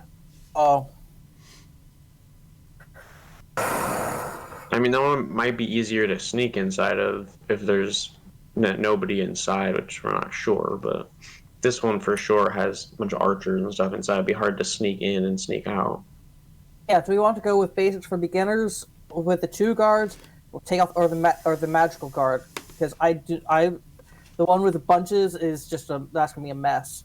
I'll be tricky and I'm not feeling it. You guys just want to cast a fireball, right? Well, I can't do that. Well, I can. Well, I don't know if we don't know if the walls keep out spells or if they only keep out arrows and such. Find out. Yes, let's. What's And we don't know if the walls will curse someone who touches them without authorization. This is the stat block I used for these guys. Yes, excellent. I forgot I had the other party fight some Goldmane soldiers last episode, so I have a stat block ready for Goldmane soldiers. Okay, I know the stats then. All right, we're That's good. true. If you watch that fight, you know a little bit more about them than you probably should. We're good. We can do this. What's the plan? What's the plan, guys? All right. We begin with. Do we want to take out the one who's obviously a caster first? Because that's we get rid of him quickly. We can. Could be removed. Right. So we're not sneaking in? Yeah, we need to be quiet because we need to be able to get out once we get her. So we kind of have to be. If we have to fight our way out, that's not bad. But fighting our way in and then back out is going to cost a lot more time. Yeah. You know which one she's in. Can we take out the archer scouts? Could we send like Fjorn and Oris sneak in and each take out one of the archer scouts at the same time, so that they can't alert other people? Rim maybe a lot easier. He's a little bit sneaky. Sure, I just thought, I guess sneaky is maybe good, but although Fjorn is decently healthy too, actually, so. That's true.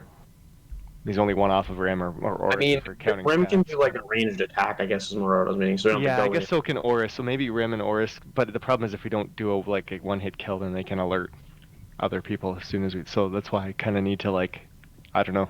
There's no Assassin's Creed and D&D. So Yeah. I don't know how resilient these archers are. Okay, while you guys are doing this, I'm going to ritual cast Leomund's tiny hut. We have a little secure spot, in a little house or something. Okay. Give like a little house in the side of the area, so we have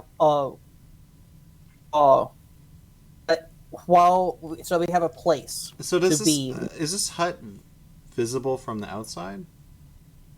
Oh, not if I do it in the house.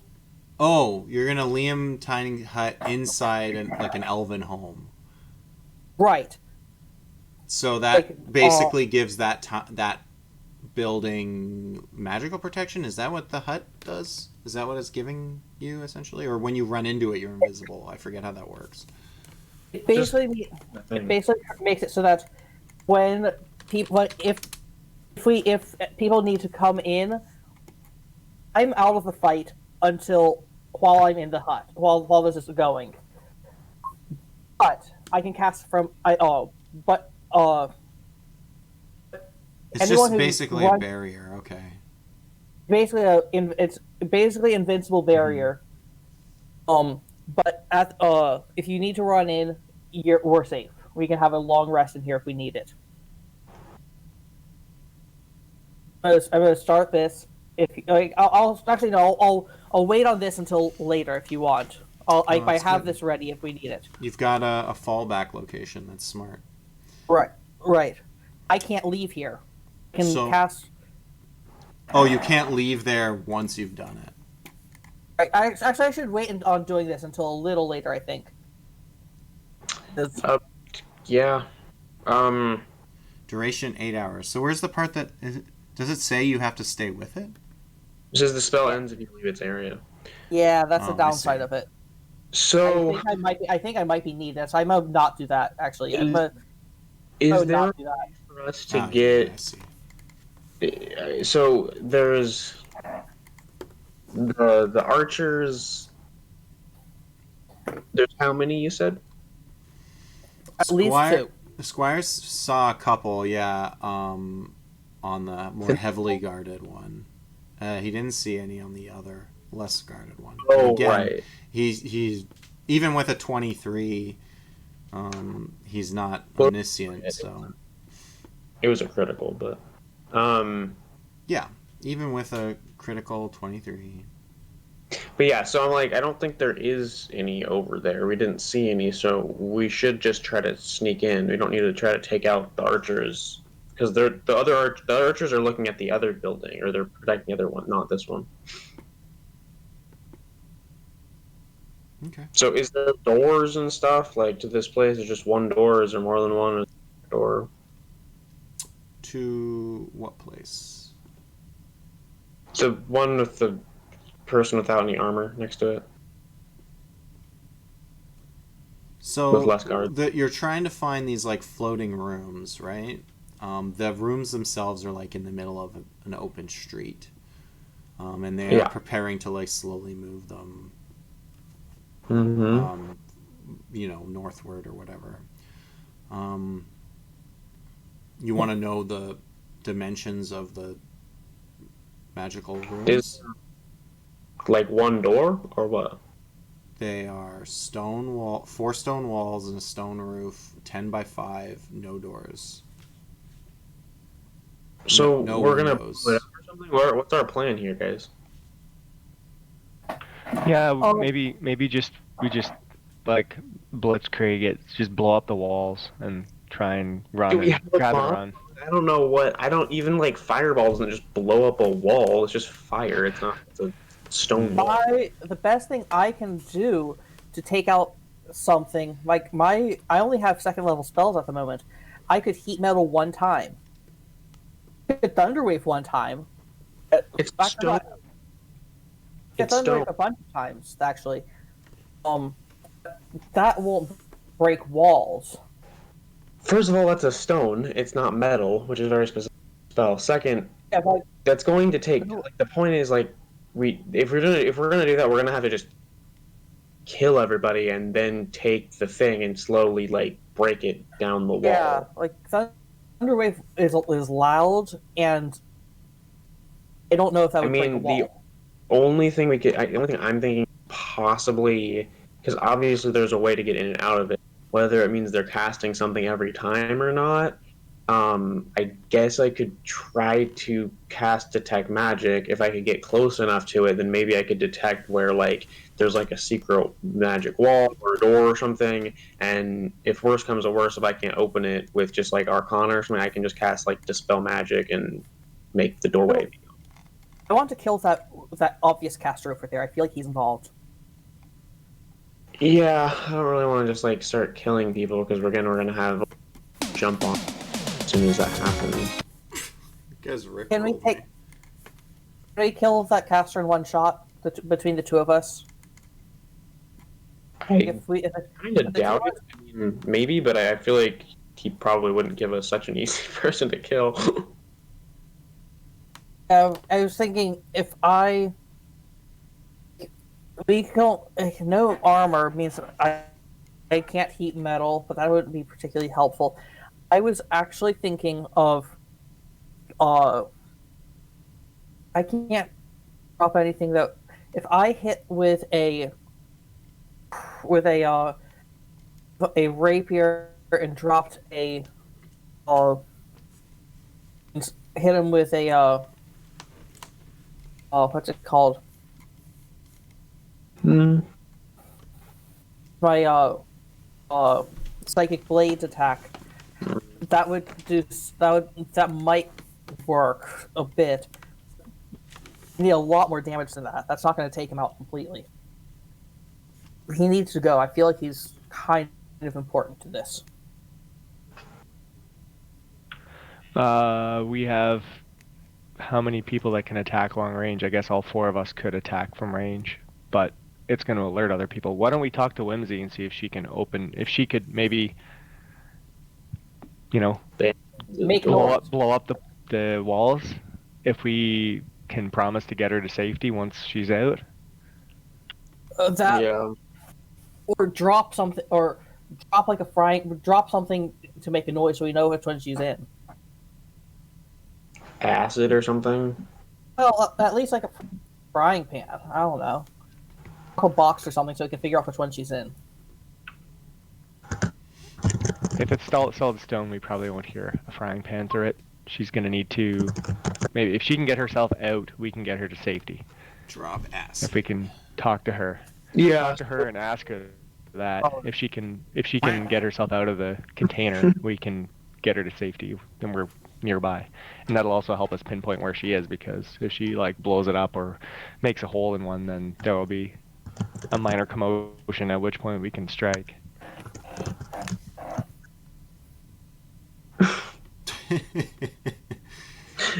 Yeah, so if you want to just if you want to still have sorry, I hate the to thing. break your guys' stream of thinking here, but what did we do? What was the plan with the owlbears? Are they outside the wall right now where you jumped over? Outside the wall, yeah. No, they're outside the wall. They're out. Okay, so you left them. You left them where you jumped the wall. Okay. Yeah. Oh boy, that was a mistake. Well, we can't really get them over the wall. Yeah. Use them. Use them to attack. And sneak through the city with freaking owlbears? Rush through the city. There should also be the army is attacking, or did they flee? No, they fled, right? So, I can't remember if they were giving us the distraction. Sorry. No, their only distraction is they're hoping that fleeing right. will pull the attention from the armed forces, that they'll let their guard down because they're winning. Okay, I'm gonna cast. Yep. Oh shoot! I can't do that at the same time. Dang it. What do you need as backup? I mean, if you can cast invisibility on me. I don't have that. Well, you can cast Detect Magic? Nope. What can you cast? Great. What kind of spellcaster are you exactly? Right. Magical secrets, you have none. The musician type. Not until I'm not a lore bard. If I were a lore bard, I would have that. Counterspell? You got counterspell? No, you got dispel magic. No. I've got counterspell. You don't need to have that, but I mean detect magic. I would argue you need as many counterspells as you can get. Well, yeah, I was. If Theros had been out when we started, I would have taken Eloquence Bard. I wanted to make sure not to take Lore Bard because I wanted to see how I could push myself by not being Lore, because Lore is just obviously is the standard. Makes sense. I just can't cast invisibility and detect magic at the same time, so I can't really get over there and be invisible, and I'm the worst person to just walk into the middle of everything. I can help you with this, actually. How? All right. I am going to cast... You're gonna walk 10 feet, cast Lehman's tiny hut, walk 10 feet, cast Lehman. No, but that's actually not a bad idea. But it takes a minute. It takes forever to do, and I think they still see the hut. I don't know. No, I'm going to cast Minor Illusion of a. You should have been an I'm illusionist going to- wizard. Oh, I know. I'm gonna cast. I'm gonna stand right behind me, or right by me. And I'm going to make myself fatter. You're ready to stand right in the space of where I'm fat. Nope. What? This is my. So May is gonna be your pregnant belly? Like that's the plan? Nope, I'm not Yes. doing it. I like how Blanford doesn't like ask permission or anything. He's just like, all right, here's the plan. You're gonna get in my belly. Anyways, so You gotta hug me like a monkey, and then I will. I make myself. I make myself really, really fat, and just like, all right, just stand in this space, and I'm going to walk towards that area. I'm pretty sure minor illusion doesn't like move. That's not what minor does. That's disguise self. Yeah, it sounds a lot like disguise self. It is disguise self. There's no minor illusion. It's not even really supposed to be able to move with a person. That's only for like extremely minor illusions. Like sometimes DMs will let you do that, but for the most part, it's supposed to be like a single non-moving object, like a small chest or a door or a pit in the ground. Or a sound. Yeah. You're just supposed to make a distraction. Is the idea of minor illusion that you just kind of distract people with something. Okay, where is the thing that we're trying to get to, and where's the thing? All right, they need to be there. Wait. I make a illusion of the sound of a. What would be the good? I make the sound of a bunch of owlbear mating cries. That. Okay, so while he's doing that, can I? How can we get to the room? Because the detect magic is like 30 feet. So is there some way I could get close enough, like on the side of the street or something, to feel one side of it, maybe? Or... I'm sorry, I typed something. What were you asking? I've got a 30-foot radius for detect magic. So would I be able to do that? Get within 30 feet without being detected. Like into the street, basically. Or how much? Is detect magic isn't touch though, right? You can't use it with Squire.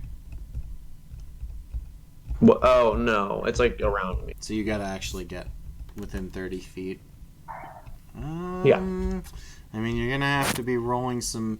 The thing is, like, you gotta get there too, which I assumed I was gonna have you guys stealth to get there, and then you're gonna have to like stealth again to like not be seen when you attempt this feat. Does detect magic have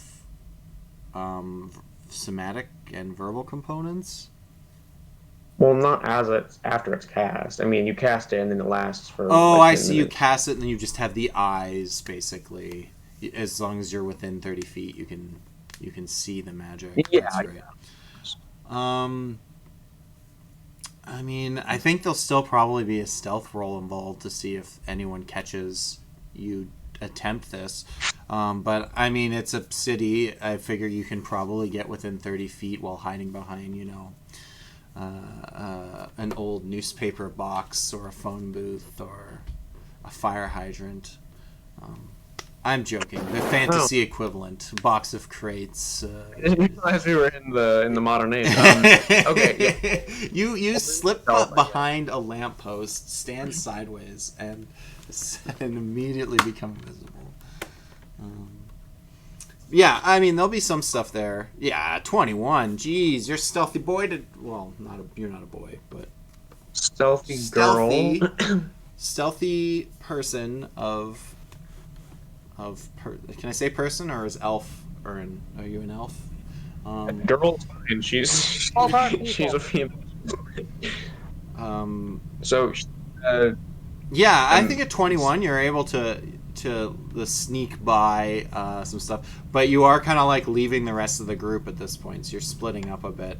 They're gonna be like, I don't know, 100 feet away from you when you're attempting this, like far enough away they don't even need to make stealth checks to be far enough away that they won't notice they're there. So they're like hiding in a building or something, and you manage to like sneak out on the street, and you make a little noise, and they go, huh, what was that? It must have been the wind. And then they just keep walking because they're video game characters that never look for things more than 2 seconds. And then you slip by like some rubble or debris or something from the fight that would have been there earlier. And once you hit that 30 feet mark, you can see that there is indeed some kind of enchantment on this thing. First, you can detect the magic that's keeping it levitated. That's probably an obvious given. You realize that it's probably not someone casting or maintaining a spell. It's some kind of magical item or creation. So is the whole thing magical? So that's the thing holding it up. Okay, so whatever is like levitating it and allowing it to move around, similar to the disc. I forget what it's actually called. Oh yeah, no, I'm similar meaning more to about the walls. That disc is I'm just letting you know all the things you see. I know you're looking for the door, but I'm just telling you everything. So that. I want to say Navinral's disc, which is Magic the Gathering. That's not the right name for the disc. It's like that, but that disc is like a concentration spell that someone casts and manifests. This is some magical item of some sort that is basically a plate that levitates itself and can be pushed around and controlled. You suspect it's some technology, magical invention of the Ironfell Empire. And then on top of it sits this stone room, and yes, you can detect that one of the sides glows with illusion magic of some sort, and I'm not sure, like, that you get to know what the family of the magic is, right? So illusion plus give me 1 sec. I think abjuration, yeah. Which is kind of obvious, but yeah. Abjuration, a small abjuration followed by a large illusion. Okay. So do you guys beyond it, can I sense anything magical on the inside? I don't think. Is that how detect magic works? I thought like some stone or whatever would. Is it stone? Can it see through? I mean, where is it at? Detect magic. Spell can penetrate most barriers, but is blocked by 1 foot of stone, 1 inch of common metal, a thin sheet of lead, or 3 feet of wood or dirt. I will say that you can. I guess theoretically you'd be able to see kind of through the door, because the door itself would not be a foot of stone, but you can't really get much else out of it. But then, there's nothing magical in there. I wasn't really sure. I don't even think that there would be, now that I'm thinking about it. Yeah, I think even if you could see through it, you probably wouldn't see anything. But I guess your character doesn't know that she just can't see anything beyond that. Do we want to take our 5 minutes? You guys need a little breaky? A little breaky break? Sure. I know we've only been playing for like half an hour, but it's definitely been longer than that. So we're just gonna take a quick 5. Anyone watching, please bear with us. 3 hours is a long time for a bunch of people to sit around and do a stream, so we're just gonna take a quick little washroom break, and then we'll be right back.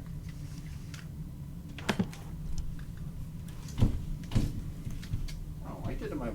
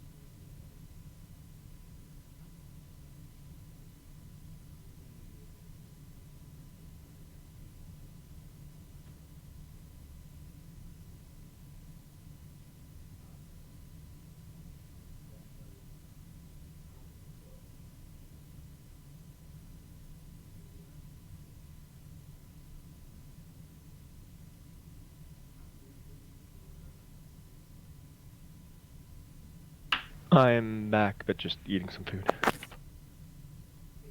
Hey.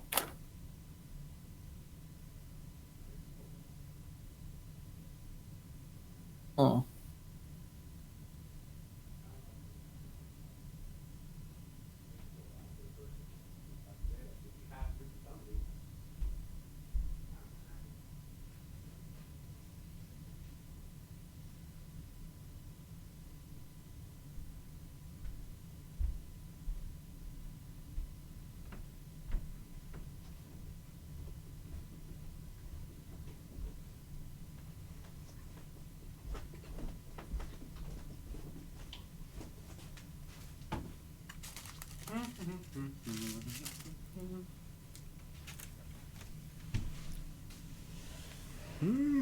I have returned, although I can't hear just yet. Hello, guys. I'm back. Sorry about your ears. My ears? Yeah, you said you couldn't hear. Yeah, I didn't have my headphones on yet. Also, someone That cast sounds painful. blindness, deafness on me. And I was like, dude, don't do that.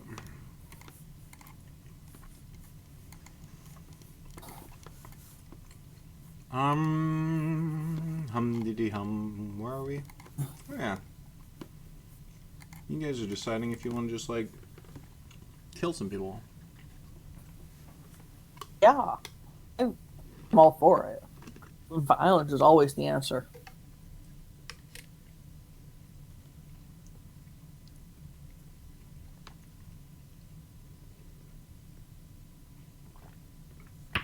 I hear Fjorn silently nodding. Oh, yeah. I always hear him silently nodding. I'm sleepy. What? I feel like... Do you guys actually want to do this part, or do you want to just do, like, an epic battle? Because I feel like, after reading through some of the messages that you guys were sending each other, it sounds like we might be getting to... We might be leaning towards some kind of restructuring. And maybe we want to leave on a epic high note instead of... It's up to you guys. You guys want to do this whimsy thing? We can do this whimsy thing. You guys want to... I'm on board with rescuing Quimsy and or not. Can you should I have you rescue Whimsy and then just she's a dragon and then she attacks you as a dragon? Like something epic happens that I wasn't initially planning.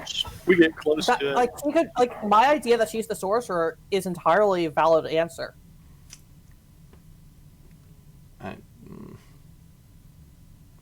I don't know. I've heard of DMs having a way they think things should go, and then they hear the players' suggestions, and then they're like, you know what, that's better than what I had planned, and then they just go with it. I'm not saying that doesn't happen. Do you want me to say if that's what I had planned or not? I mean, I don't know. What are you guys into? Because I feel like as we are kind of powering through, that's what it feels like to me, that we're, you know, we guys are almost like, we're almost like just putting one foot in front of the other because we have to at this point. If you guys are having fun, I'm going to shut up and we can just keep going, but I mean, I'm fine. It's fine. I mean, we already started doing stuff, so... I'm good. Because, like, I thought... Because it sounds like we might do the like, break plus, like, a time skip restructuring thing. Like, so, like, do you... like, there's only an hour left, theoretically, in this part of the campaign. Do we really want to spend it rescuing Whimsy? Like, I'm on board with the rescue that turns into a battle. I'm totally on board with that. Well, that was what I was kind of saying in the beginning, but now that we've started, obviously we should do it. I think that possibly if we... I don't really know how it's going to end. If we have like an hour, if it turns out not be done by the end of the time. I don't know if you're planning on, if you want to do like one more session where we kind of like do like an ending, like an open-ended ending or something, and you can take some time, we can maybe come back, or we can never come back or whatever. Or if you just want to like finish this up and then we just take a break and you can figure it out later. Let me just look at this real quick. You know what? I know what I'm gonna do. This is not a bad idea at all. I will use this idea. Sounds like a bad idea. Every idea I have is a bad idea. Don't worry about that. Flips to the meteor page. If you're like, oh, Yeah. this is a great idea, then it's probably not. Can you know. guys all just roll like 10d6 for no reason? Don't worry about Roll- what's roll- happening.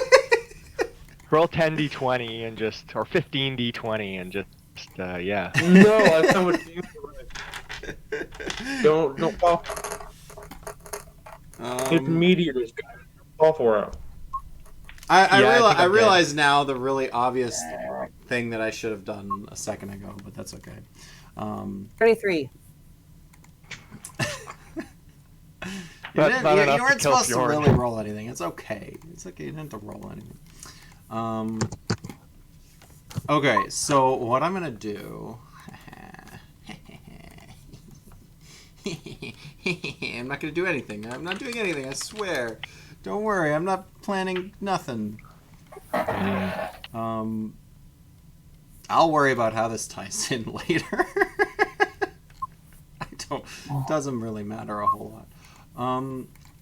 Okay. Back to where we were to rescuing Whimsy, or whoever is in that stone box. I'm going to use message to point. I'm going to do it. I'm going to point to each of them in turn and go. If you're Whimsy, drop a. To each of the guards? No, each of the boxes. Whimsy, drop a. Whimsy, make some noise. That sounds like some kind of club song. Yeah. Whimsy, make some noise. Whimsy, We're Whimsy. coming. We're coming. Whimsy, make some noise. We're coming. That still makes it sound like a club song.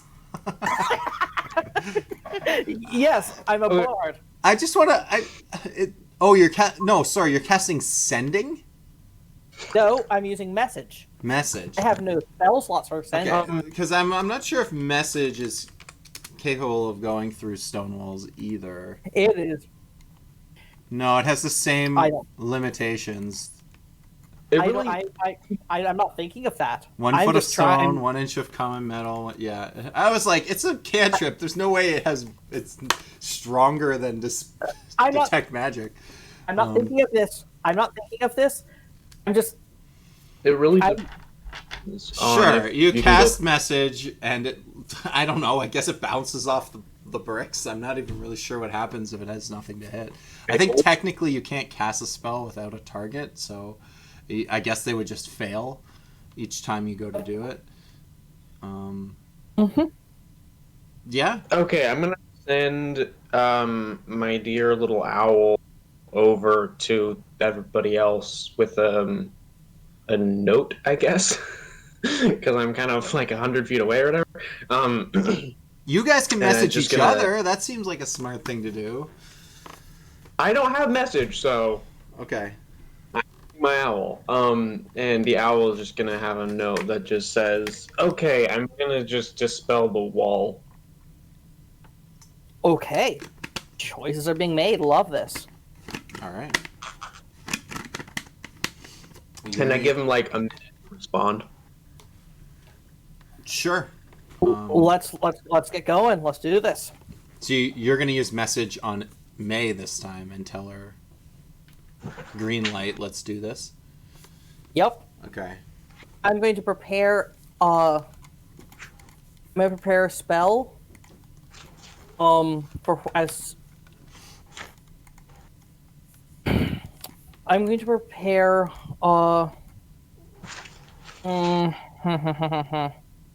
to prepare dissonant whispers to use on any enemy that anyone who makes an aggressive move as soon as the wall comes down. aggressive move on anyone I consider an ally. Clearer. Okay. Sorry, what did you ready? What are you casting? Dissonant Whispers. Dissonant Whispers on basically anybody who does something sketchy. I gotcha. No problem. Yeah. I'm the closest one, so you probably would just want to watch me. I'm like gonna be literally right there. Okay. So you get May is going. The other 3 of you are about 100 feet away, right? And May is 30 feet. Is that? Other 4 of Other them. 4 of you. I was about to say other 4, and then I was like, I already said it, so shut up, Derek. Well, anyone within 60 feet of me but yeah. Yeah. Sure. Wait, what? Okay. Why would you get closer then? Pick a different spell or get closer. You have to hope that they, within 6 seconds, move into your 60-foot range. Yeah, and I'll use my crossbow. Because you can only ready like the way readying a spell works, just for basic understanding of readying a spell. If 6 seconds goes by and the thing doesn't trigger, you still use the spell slot. I'll prep a crossbow bolt. Okay. All right. I'll prep a crossbow bolt. Sure. Yeah, I was gonna say Oris can prep an arrow. He's just keeping an eye on, say, the 2 archers. If either of them show alert, it seemed to be alert. Well, the 2 archers. The 2 archers you knew about are looking at the other, are like 10-minute walk, or like the other box. So if there are archers, you guys don't see them. Okay, I'm never aiming mind. at the I'm aiming at the spellcaster. Okay, you're aiming at the spellcaster. The 2 other soldiers chilling out. What's Ezekiel? What's May gonna do? Gonna cast a spell magic on the thing. All right. How does that work? Is there a range on that? Whatever, it doesn't matter. It's going to hit the whole thing. You don't have to move, though, right? You're 30 feet away. You're still technically hidden. Yeah, basically I want to do it, but as soon as it works, I want to be moving. But yeah. You're going to cast it, and then you're going to... Where are you moving to? You're going to try to rejoin the party? No, I want to go inside of the building. Oh, you're going to cast it and try to run past the guards and try to get in? Yeah, if they're standing right in front of that wall, then yes. I'll disengage or something. No, I mean, they're like around the building. I mean, sure, okay. So your goal is to like get there as quickly as possible, make that 30 feet, get in there. All right, awesome. I like it. Let's do it. So you're going to cast Dispel Magic. It's going to knock down everything in the... It's not only is it going to disable the magical thing holding the building aloft that like half a foot, so it's gonna fall flat down. The wall is gonna disappear, and there's a heavy wood door there instead, and the abjuration spell was arcane lock, and you blast that away as well. So it's available for you to just walk up and open the door, and you start running towards it, and this is when you're going to start getting the attention of these soldiers. They're going to turn and be like, what is going on? And that's can I ask, is there like a keyhole or something on this door, or is it just like a door? It doesn't look like you don't think it's physically locked on top of the magical lock, if that's what you're asking. No. Okay, I'll just tell you what I'm wanting to do. It was one way I could see through the door if I got up next to it. Oh, like detecting magic through the door, you mean? Oh, you wanted to look? You want to look through the keyhole? Is that what you're doing? Yeah. Well, no, I wanted to. I'm just from the distance I'm at. Can I see if there's a keyhole I could like see through to like Misty Step or something like that? That's how Misty Step works. You just need to be able to like peephole something.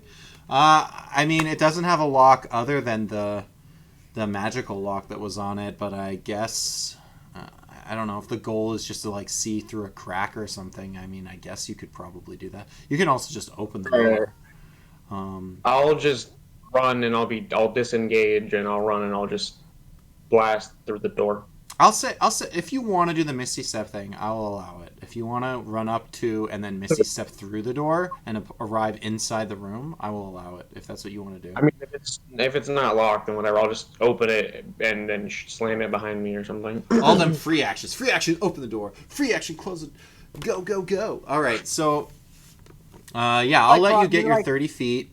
And they're surprised. They're like, "What's up?" And you're gonna get up there. You're gonna open this big heavy door. You notice your like 8 strength kind of slowing you down a little bit. I'm not that athletic, but I'm strong. And then you climb in and you slam the door closed behind. We're gonna have to roll initiative now at this point because everyone's gonna be doing stuff. Did you guys want your reaction shots to go off before? Sure. Why not? Yeah. Sure, you Boris guys didn't have anything readied. Oh, you didn't? Oh, okay. That's fine. Shoot the crossbow then. He just left it. 19. 19. Yeah, you're good. Land some damage. Middling. 7, and then on top of that, I'm going to drop a psychic blades. Not good. An extra 10, so total of 17 damage onto that spell, obvious spellcaster. Oh, Oris, you're just freaking fast today, aren't you? Oh, 17 whole damage. That's a lot. But he's a mile away. Yeah, you guys are 100 feet. All 3 of you are 100 feet away from this encounter, and May is in the middle of it. Let me just double check. Okay, this will be fun. This will be fun. I'm not really sure what to do with this. Are the rest of us on top of the wall still? No. No. You're Okay. like in a doorway of a building or something. You guys are like looking out like the rubble of a building. And, sorry, 22, and then the next highest initiative was 16 for Rim. Let me roll my initiative to make sure I get that in. Okay. That's 6.14.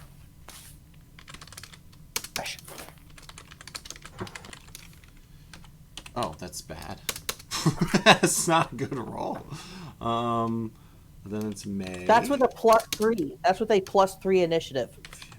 Absolute trash.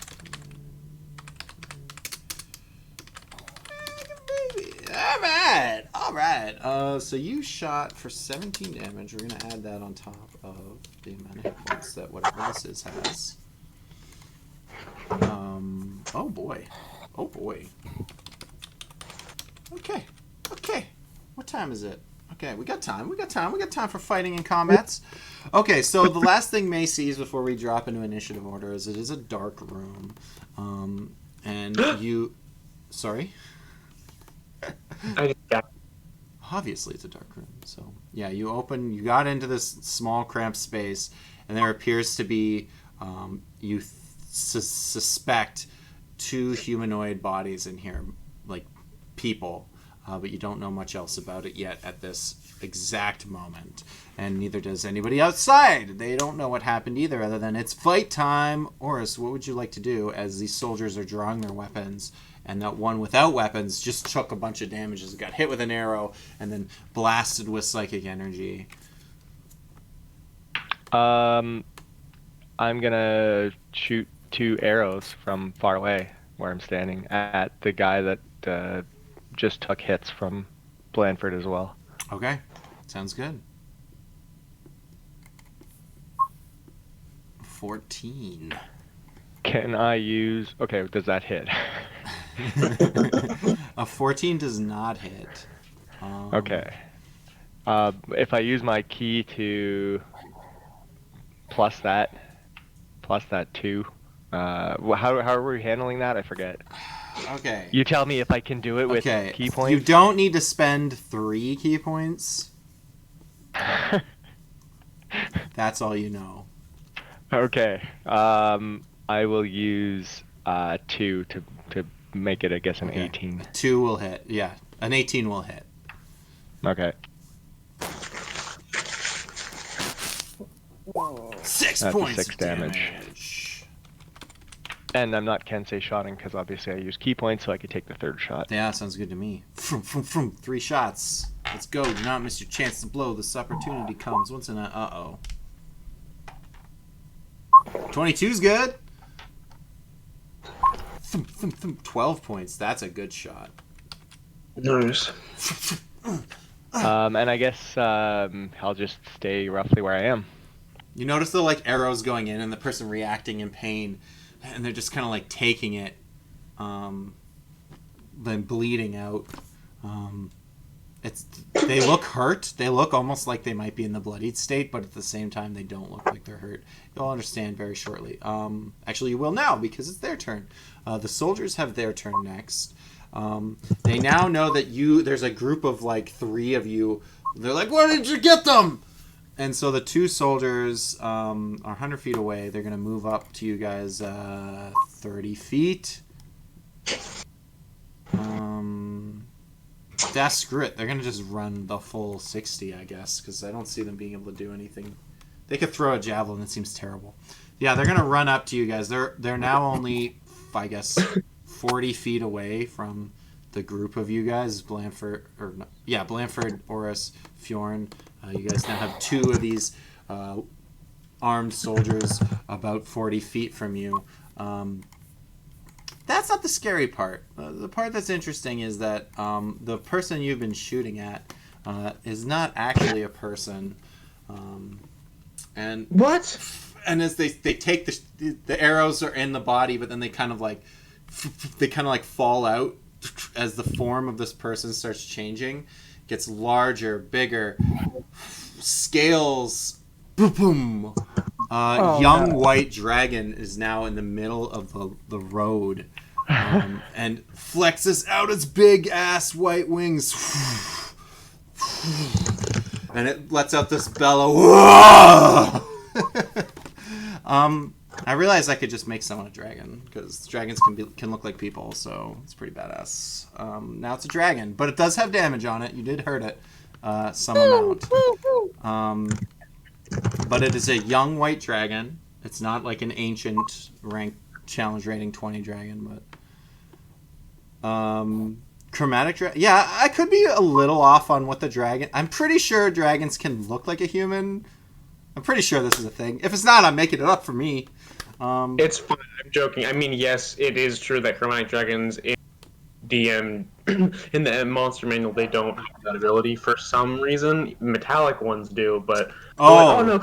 So you're saying you can't be a white dragon; it has to be like a silver dragon, is what you're telling me. Chromatic, yeah. Yeah, but I'm just gonna. I already picked white dragon out of the book earlier, and so we're gonna stick with it. I might retcon it in the future, but I don't know why they did that. I think that there's plenty of metallic dragons. Yeah, they like people, but chromatic ones they still interact with humans and stuff, even though they're evil.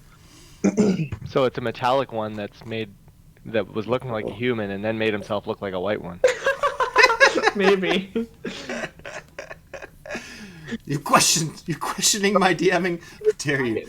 And it is that dragon's turn. It's gonna flap its wings. It's gonna fly about 20 feet up into the air for a second, and it's gonna breathe down cold breath on the 3 of you.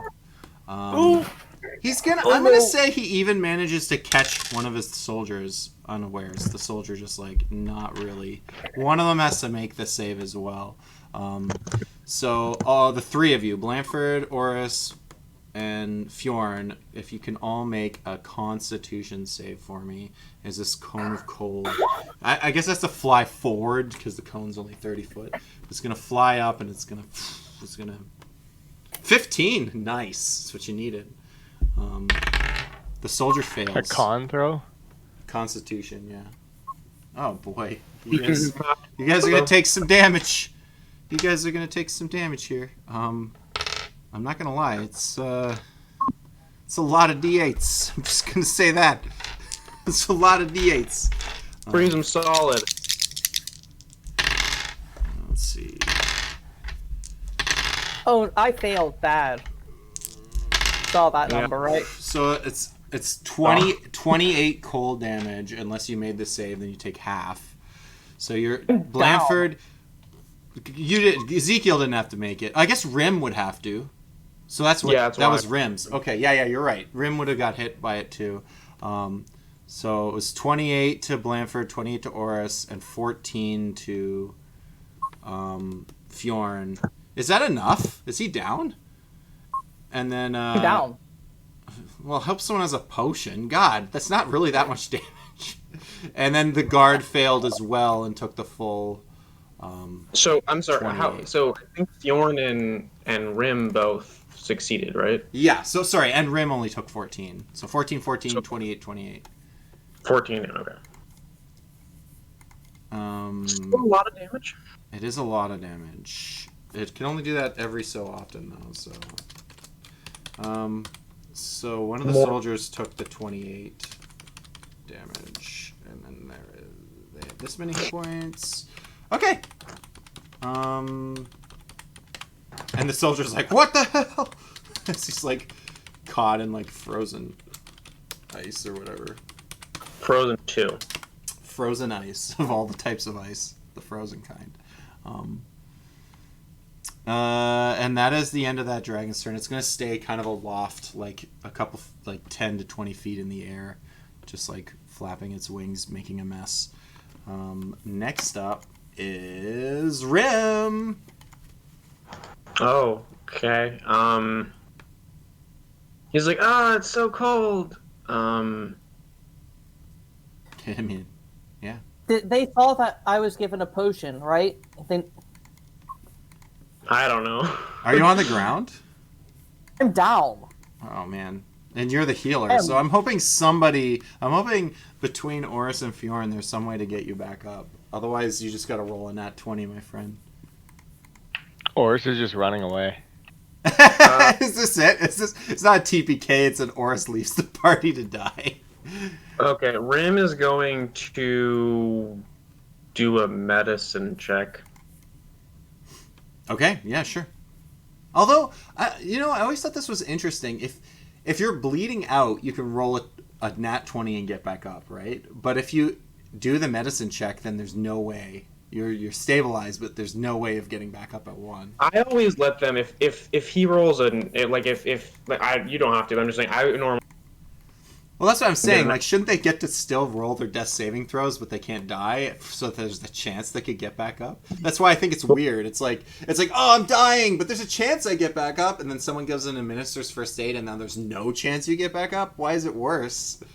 Well, again, if the medicine check's a nat 20, I usually let them do the same thing. Okay. So the medicine check is a natural 20. I don't think you're supposed to, but it's like, I don't know what else you do with a crit medicine check. Yeah, I will allow that because I do think it's a little silly. I mean, you're not going to get a 20, but it is a little silly that... Watch me. I'm just kidding. At 1. Oh, not a natural 20, but enough to stabilize. Wait, why did? Oh, whoops! I think I didn't mean to do second one. Actually, maybe he will do that. Now that I think about it, it's a bonus. Takes a deep breath. Medicine check. Stabilizes Blanford. Now does someone not have a potion? Nobody. I have a potion in my pack. Yeah. So if you instead of doing a medicine check, you could feed him his own potion if you'd like. I don't know if he knows he has a potion. Okay. I don't remember. I'll say your medicine check was good enough that you're now aware.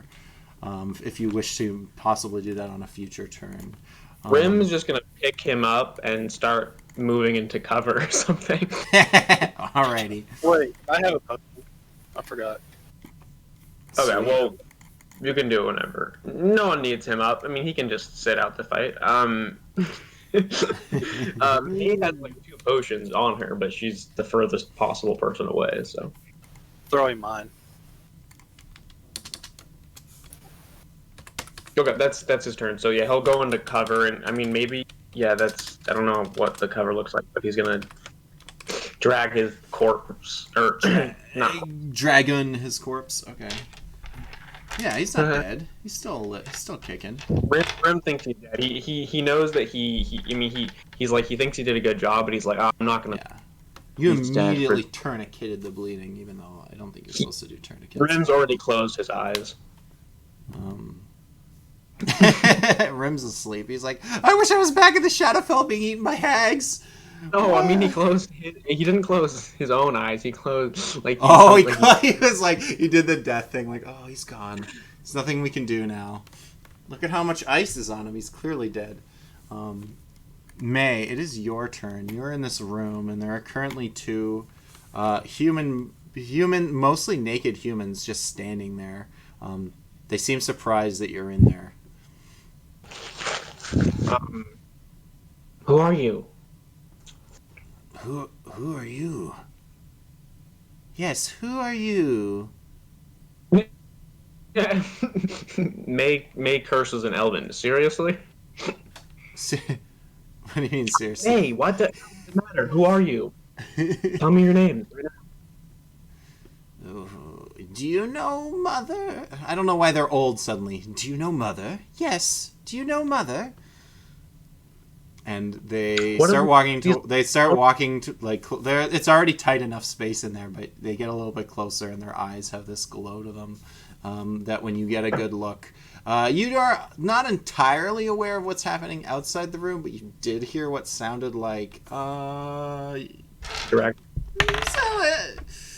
I don't know. Maybe you don't know exactly what a dragon sounds like, but you heard a sound, and you notice that their eyes. Do you speak Draconic though? Yeah. Okay, I'll let you do a history check if you want. Let's see how much May knows about dragons. You can have it with advantage since you know the language. Oh, okay, cool. Yeah, okay. 100% you heard a dragon. 100% these two bitches got dragon eyes. So they have dragon. Yeah, and the fact that they refer to a mother makes you immediately question that the one outside may be their mother, and they're just being transported safely with this thing and are not prisoners.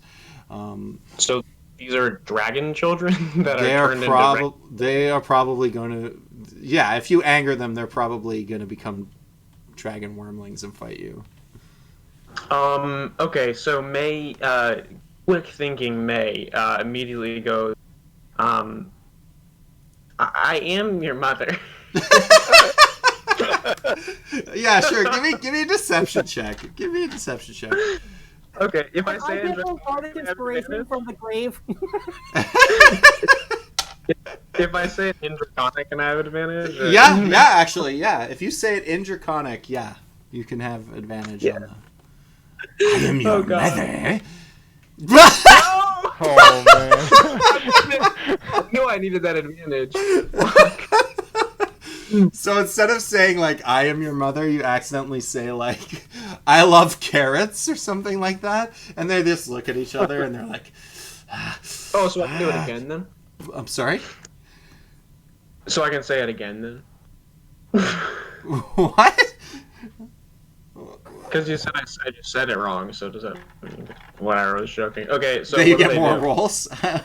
They immediately start to look upset at this point, and they start.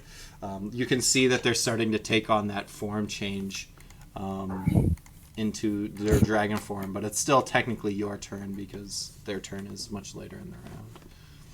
Okay, then I'll just then I'll say. Oh, so what I meant to say was that I'm gonna be your mother from here on out. You only get. I think you can only really get away with one talk / roll per turn. But you technically still have like your action, your movement, your other free actions, if you wanted to. I'll use my action to tell them that. Fine. You get one more roll, but then you're stuck there with them if they don't like it. Yeah, you can deception roll as you try to convince them that you're. I kind of at this point it's persuasion because I'm not even lying. Sure. I mean, it's a lie that you're their mother now, but I mean, whatever. You can persuade. It doesn't. No, how much better is your persuasion than deception? It's the same thing. So sure. I just mean persuasion with advantage, my friend. Wait, I got a 5. As you draconically try to convince these two dragon babies that.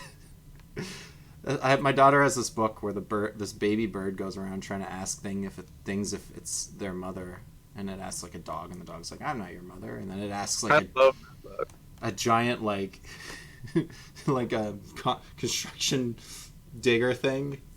And yeah, like, I read that book. I love it. Anyways, that's what's happening right now. So cute. Okay, so I'm gonna do all that, and then you. Oh shoot! It didn't. It does not. None of that. Well, no, does you work. didn't do the advantage. Oh, do I have advantage for that part? Yeah, you got Oh, your. okay, You're cool. still speaking Draconic. You have advantage on that second one. 12's not very good, but it might keep you from suddenly being dead. Yeah, they're still changing, but they might not immediately attack you. Also, this room is going to get slightly more crowded. Although technically dragon wormlings are only medium size, I still picture them on all fours taking up more space for some reason. Yeah. Then, that kind of stuff. That's May's turn. Fiorin, buddy, it is your turn. Do I have anything close I can kill? Yeah, there's 2 soldiers within walking distance. You have 40 feet of movement. I'll go up to one. Yeah, the one that got hit by ice probably. Finish him off. And I'm raging, so. Turn them into a. That's good. Any future ice damage will barely bother you. Yeah, 18 hits. 15, 17 damage. Oh boy. Plus the 7 Divine Fury. That's Xaxes. Let me just double check the hit points. Yes, that's exactly enough. The 28 plus that total equals the amount of hit points they have as you cleave down into this guy. Are you non-lethaling it, or is he now a zombie? Yeah, he's a zombie. He dies. He comes back. Would you like to pay the hit points to dominate him? Yeah, I want to tell him to attack this buddy. Okay, sweet. So he'll die and immediately return as a zombie as you take on your somewhat necrotic nature at this point. Now there is a zombie at that initiative order with 22 hit points. Do I still get to use my other attack? You do, yeah. Go for it. The other guy, I guess. Bend it like Beckham. Kill the zombie. No, an 11's not going to work as you slash against his plate mail across his chest.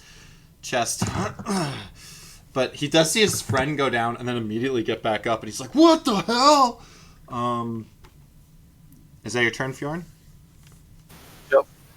Blanford is technically still down. So now it's the baby dragons or dragon I do worms. anything? You're stable, so you don't have to roll. I don't know. You can roll if you want. On a 20, you get back up. Yeah, may as well. Why not? Why not? 13. No. Well, you don't die any further, but you don't get immediately back up. Wait, I'll let you do that every turn, if nothing else. Just because it's kind of boring being dead during an epic fight. On that one, you're just dead. But if you roll a nat 1, then you get hit by a meteor. I just have a stroke. What's the Yeah. I spaceship? have a brain aneurysm and I'm dead. Am I getting rickrolled again?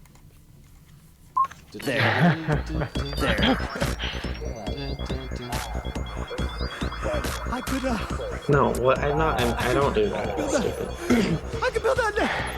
No, it was just the video. I was talking about the movie or whatever. There's the character the whole time he wants to build a spaceship, and they're like, no, we don't have time for it. We don't have time for it. You can build your spaceship, and then he just goes spaceship. I'm just imagining zombie, just like killing people.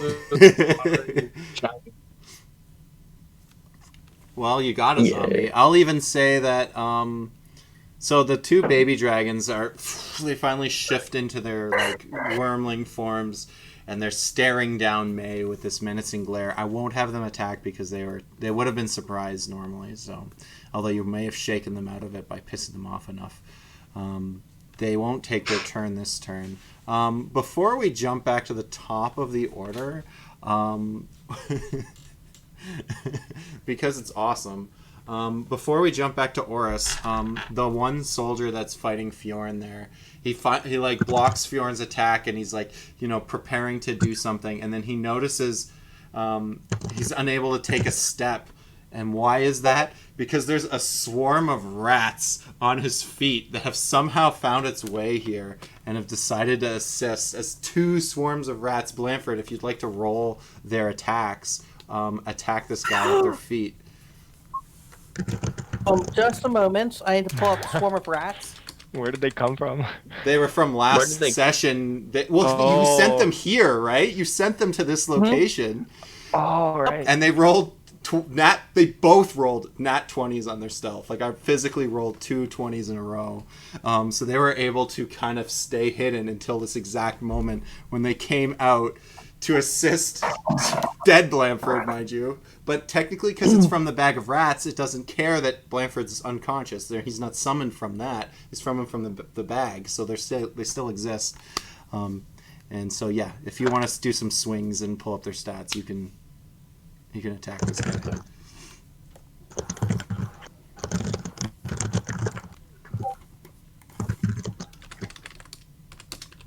Do you need me to tell you what's up? No, I have to pull it up out of the. Okay. They're not terribly strong, but you do have them. Right. Doobity doo. Is the dragon still flying? Yeah, he's about 20. So the rats can't get them, She's just the about soldier. Yeah. I was gonna say he, but I guess technically it's a mom dragon, so she is flying about 20 feet above the ground, 15, 20 All feet. right. Attack. Oh. Yeah, bite, huh. bite. Attack number 1. They're probably both gonna miss. Whoa, buddy! Nat 20 on that first rat. Crit? I don't know what's all the rolls there. Are those damage? Oh, it's damn it. It did So- a totals at the bottom. Yeah, I think it does 2 rolls, right? Because if the swarm is at half health, it does a weaker roll. So we're taking the left column here, which is the 11 damage critical hit, which is freaking awesome for the first bite from these rats. It's 2D. Follow up. It's 3. It's 11.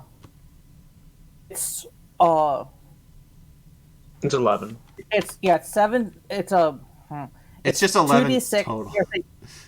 Oh, It's piercing 2d6 piercing damage, 3 or 1d6 if it's at half health.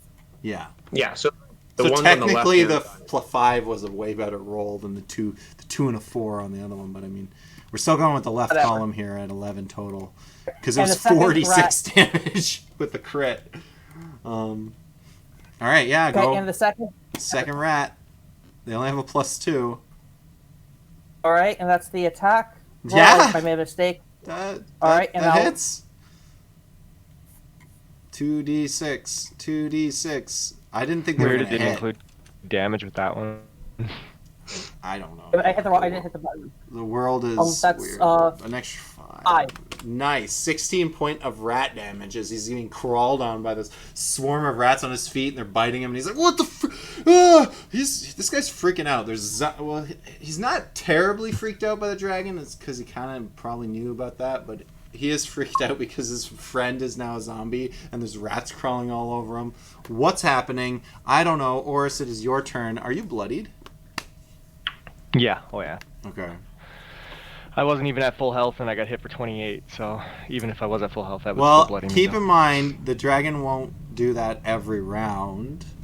If you guys watched Unless any- you roll a 5 or a 6 or something. Yeah, there's Yeah. a chance that it will do it again. But there's a mix-up You of guys combat, so... Is there other areas to the side I can move? Because it's like a 30-foot cone, so if I can get away from this Yeah, cone spread apart, with which my is kind of what I assumed. 45-foot movement. Yeah, Rim did the same thing. So, like, if it wants to cone breath, it's going to hit Rim and Blanford, or Fjorn and the soldier, or Oris. Like, you can fan out so that it Yeah. can't hit you all at once. So, yeah, definitely. So that's what Oris wants to do. He's going to move in the other direction, and then I guess he's just going to go for the more immediate threat and the one he knows he can hit with his arrow, the giant dragon in front of him. Okay. More arrow shots. Sounds good. A 15 does not hit. You don't. I'll say you 16. figured it out by this I know. time. You knew an 18. 1 point would be enough. A 17 will hit. 1 point it is. Okay. You've kind of figured it out after firing all those arrows from before, so. 12 Nice. points. There's a 12. And second shot. Come on, please give me crits. Through the scales. Ooh, And yeah. I'll take the damage. And I've used a key point, so I will use my third attack. Actually, can I just add my 6 damage onto this one? Actually, no, never mind. Let me just use my third attack.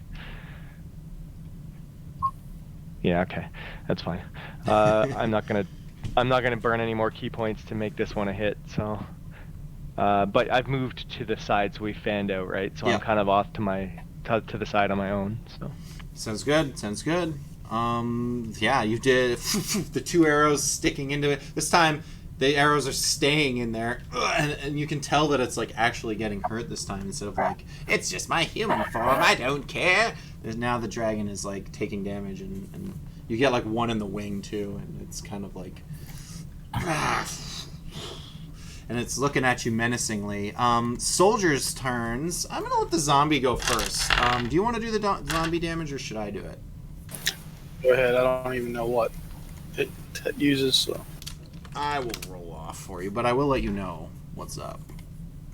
Like, I'll tell you how much damage if it does damage. So it's gonna do... Actually, can I just roll it in the thing, I wonder? We're gonna take the top one. Which is... oh, you can't even see it. I rolled that just for the GM. Anyways, the attack roll to hit was an 18. It does hit, and the damage is 3 bludgeoning damage as it slams its fists against this unsuspected soldier. He's now like just surrounded by nonsense at this point. He's gonna pull his sword out and try to fight his very own ally here. he's like, no, good zombies, what? He's gonna attack twice. Those are, I think, both gonna hit because zombies kind of suck for armor class. Yeah, they both hit. And then damage. I feel like I'm doing Monster Bash here. Plus 3, 5, 8, 6, 7. Can't math. 13 points of damage back to the zombie. So the zombie is hurting. It's now in the bloodied state for the zombie. But that is it for the soldier. Now it is the dragon's turn. I will roll a d6. Nope, doesn't get its breath weapon back. It's just gonna go for general meat claws. 1 with its bite, 2 with its claws. Ooh, baby. Alright, it's gonna fly down. It's gonna try to assist the soldier that's there, but not very well. So it's gonna land on the ground at this point, getting close with Fjorn. It's gonna take a slash at the rats. It's gonna, and then a bite and a slash at Fjorn. So we'll do a bite on Fjorn, a 17, a claw, 15. Does a 17 get you? They both hit. Oh, My they- AC's 15. Oh, okay. So you got hit with both. Then we got one claw on the rats. A 15 is also gonna hit that swarm of rats. Yeah, they have armor class of 10, so the claw is 13 damage. How many hit points does a swarm have? Okay, so that swarm's at half. One of the swarms is half dead now. It's like just a handful of rats get thrown against the wall, splat, splat, splat, and then they poof out of existence because they don't actually die. And then against Fjorn, you're going to take from the claw 12 damage, which is halved to 6, and then from the bite, you're going to take... Wow, the bite is actually pretty nasty. What is that? That's, oh, God. It's almost max damage. 23 or 11 points of damage. So you took, I think, like a... what was that? 17 total? Are you bloodied at this point? Yeah? All right. No, not yet. Oh, not yet? Oh, okay. I thought with the oh, because you only took half from the ice. Yeah, sorry. I forgot that you made your con save. Okay. That's it for the dragons. Make a Grim, con save. it's your turn, little elven boy. Rim is gonna shoot the dragon, I guess. Is that what we're doing? You're not using Blanford's potion on himself. Oh right, I guess I know about that now. Sure, why It's not? up to Rim. I mean, is that in his characteristic? He might be afraid, and maybe he shoots and lets Blanford stay dead. Or he might not like Blanford, and just I mean, he doesn't care about Blanford. I mean, he's not like he doesn't want Blanford to die. I mean, May would be a little. He doesn't take on a dragon without Blanford. It was more like I didn't know if he knew about the potion, but yeah, I guess the medicine check. Yeah, you were like touching enough, and you would have been like, "Oh, what the." He probably knows now. He'll do it. Is that a potion, or are you just happy to see me? Think he. I don't think. Oh no, that's just like for like thieves. Okay. Well, he's gonna use his action to do that. So what is that? Like 2d4 or is it 4d4? What kind of potion is it? Hello? It's a basic potion of healing. So 2d4? Well, I don't know what I'm trying to... Sure. I think it's 2d4. He'll look it up and heal. 2d4 plus 2. 2d4 plus 2 hit points. Roll 6. it up. Okay, so Rib drenches your face in the potion and like a little bit gets... And then, and then he's gonna... I guess he'll hide with his bonus action, like wherever they're at. He'll try to get hunker down. Sure. And separate yourself from Blanford even further. That sounds good. Yeah, roll me some stealth. Is he gonna steal some of my money? He does it? What? No, he's not. No, what? Rim is like probably the best character here. He has like no. Even like May can be like super petty. Rim is just like wow. He's invisible. Those dragons. Yeah, he's disappeared like into the building. I'm gonna consider him like completely out of harm's way for the round. He'll have advantage on his following turn. Sweet. He's gonna smite that freaking dragon. Yeah, get him. May. He's got one of the black arrows. I told you that he's got a black arrow from the where you can kill a dragon with one hit, and so. Okay, yeah, for sure, yeah. If you get a natural 20. All right. Before. All right, May, you're trapped in there with 2 dragon wormlings. Oh, right. What's your plan? Okay. So, did they attack me or anything, or what? No, you had a surprise round on them because they didn't expect you in there. So on their turn, they just lowered their surprise. Oh, okay. So... But they are dragon wormlings now, and they do want to kill you. They finished transforming basically, so they're wormlings now. Yeah. Okay, she's going to.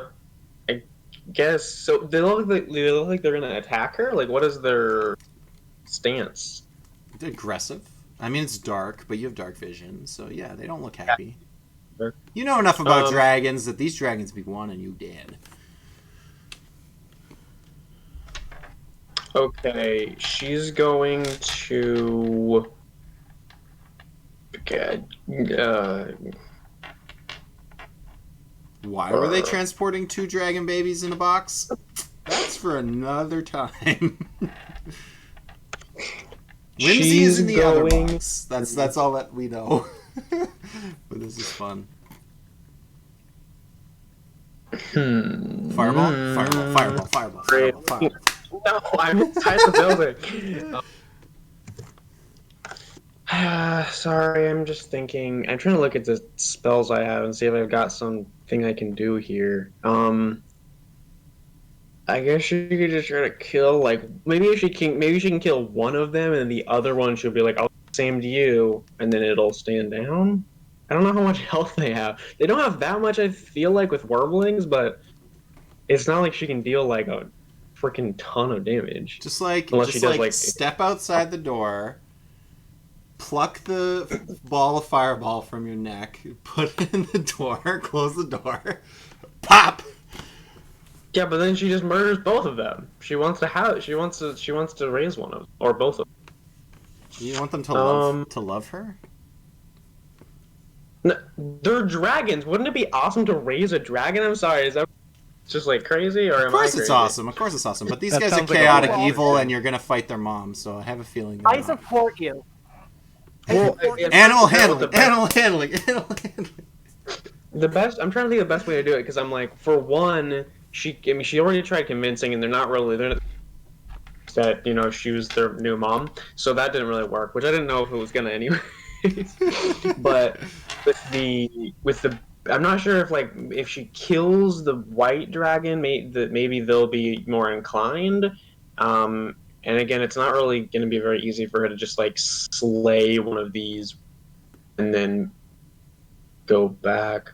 All right, she's going to say she's basically just going to look at them and try to be kind of intense, look them in the eyes, and she's going to say, shit. I am.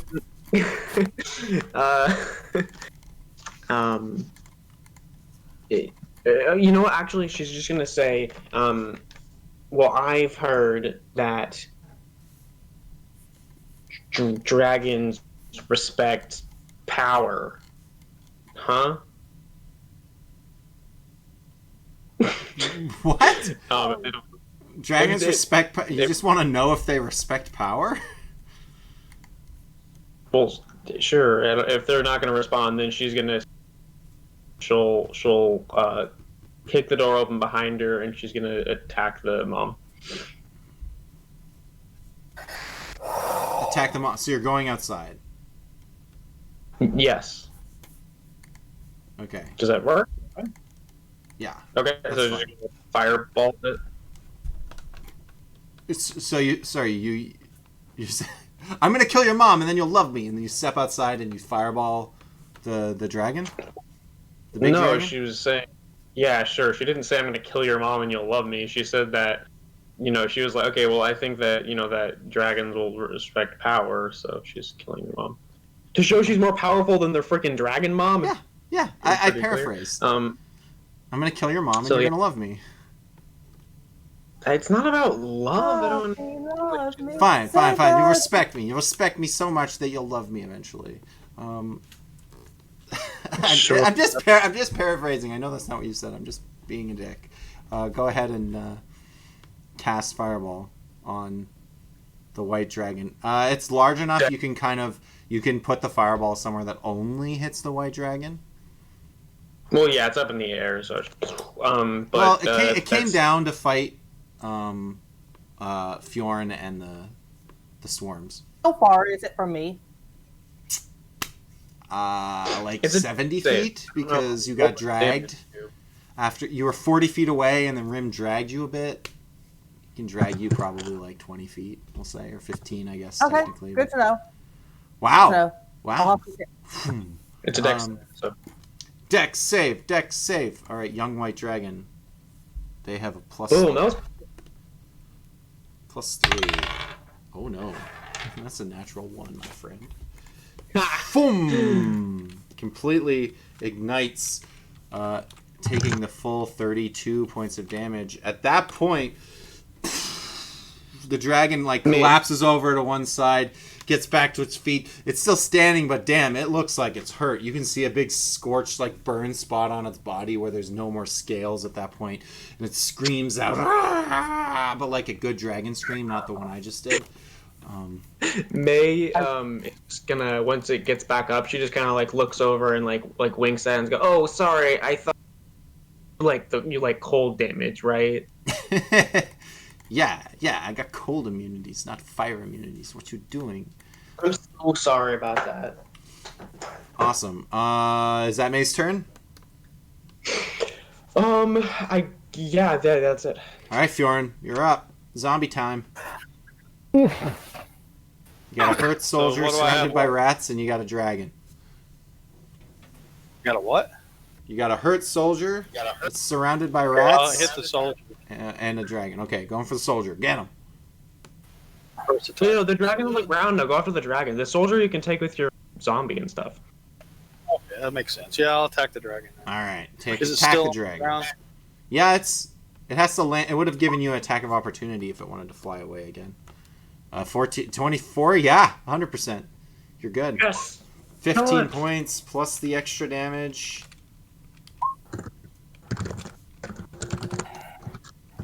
Wow. This thing is running out of hit points very quickly. You guys are just...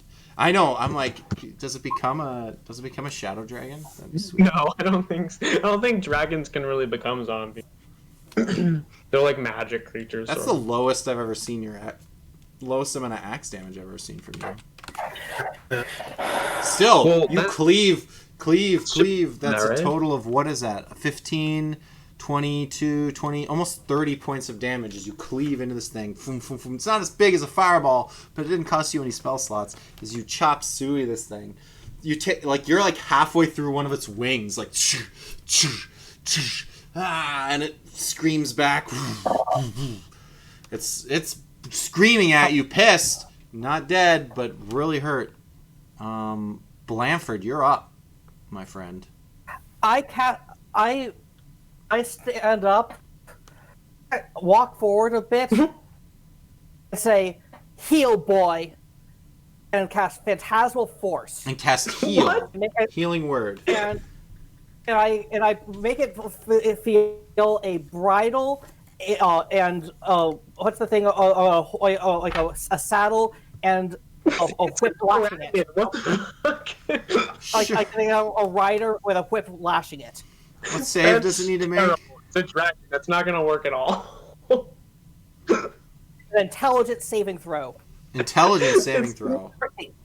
It's 14. too proud. It's gonna just 14. it's gonna just try to kill the driver. Yeah, it's going to attack the driver that it feels on its back. Yeah, I guess that's good. That's true. It rolled a 0 Feels a on the bridle in save. its mouth. It White feels a dragons bridle- are freaking stupid. So hopefully it. Yeah, it it feels rolled a bridle in its 0. mouth. Yes. What I get? It rolled a 0. 0. It rolled a 2 with a One. -2 stat multiplier. Yes. Or Yeah. whatever you wanna White call it. dragons are the dumbest dragons. They are really stupid. I was like, is it wisdom? It He's got a good feels- wisdom save. And you're like, nah, he's got to be smart. Well, he ain't smart. He's taking 5 points of Like it phantasmal feels damage. a bridle in its mouth, a saddle on its back, and a rider in the saddle whipping it. Ah!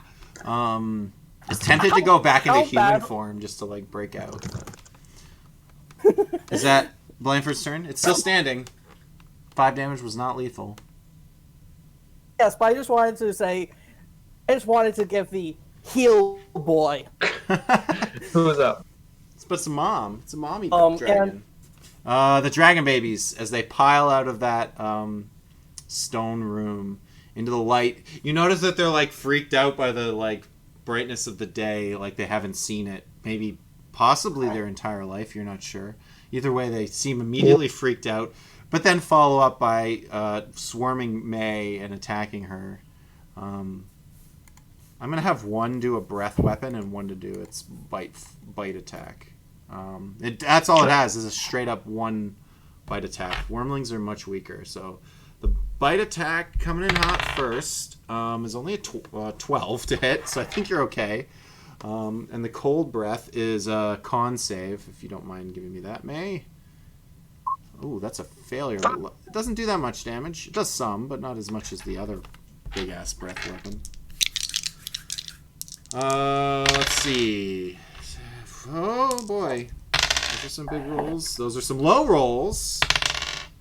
23 cold damage. 23? Jesus, what do you mean that's not? That's a lot still. Well, the other dragon rolled really low, considering it was supposed to roll. It should do twice as much damage as the baby dragon, but it didn't. How much did I say? 23? Okay.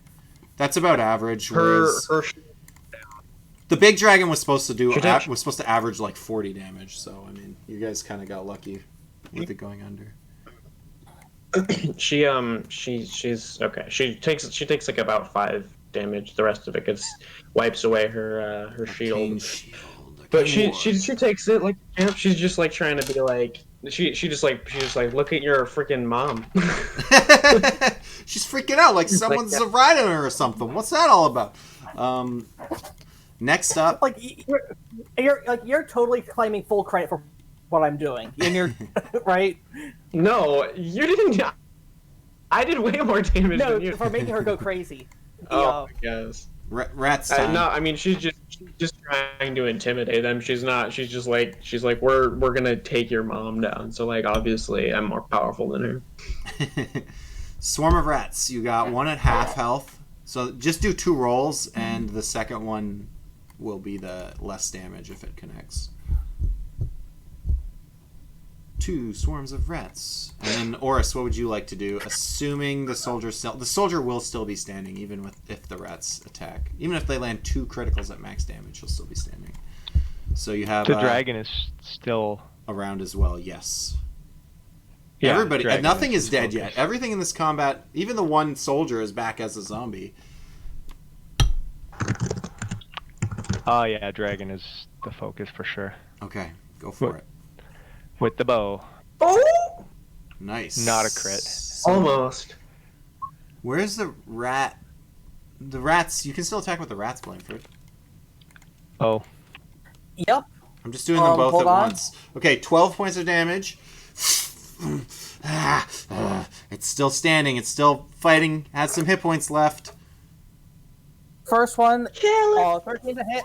Wait, is it 27? No, it's not a critical hit. Jesus. No, a 13 doesn't hit. 23. Roll And the other rats. Oris, what would you like to do? Your second shot? Was it 19 and then it lump? I had a feeling the rats weren't going to do anything again. They got super lucky last time. Yeah, they did. Oris, your second shot? No, a 10. You know no amount of points is turning that into a hit. Flies true. past. Yeah. Oh, geez. So there's no way for you to spend a key point. How far is it from me? I mean, I guess technically you could spend a key point knowing it still won't hit. I don't know, 50 feet, 30 feet, whatever you want, because you moved away from it. I'll give you whatever you want. I have 45 feet, but can I not use my bonus action? Just use flurry of blows Sure. with a key point? Not for a third attack. That is just a bonus action attack. So Yeah. So you can move in and Okay, get 2 so- punches. yeah. Patump, patump. Oh no! Oh no! On that one. Come on, roll. No! I just need like a 10 or higher. No! A Or 14 I guess isn't not gonna hit! with this. Yeah, roll garbage, whatever. Then As you I'm punch standing against in its scales, attack the range. dragon with this 1 hit point left is refusing to go down. It's the zombie's turn, which I'm going to have attacking the soldier. Hits for... Wow, max damage? What the heck does a zombie do?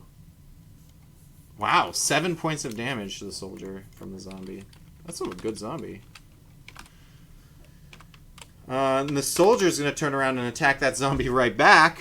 1 attack hits. Needs a D8. 4, 7. Not dead. Has to use the second attack to finish the zombie off. Connects. Only does 7 points of damage. So the zombie has to make a DC 13 to stay alive. To do its like come back from that. Rolls a 12, so no, I'm sorry, your zombie just barely falls victim to his own brother as the soldier cuts it down. No. I'm gonna yell at him and say, "I can raise you up here in a minute." You're next. The dragon's turn. The dragon does replenish its breath weapon, so one last death knell.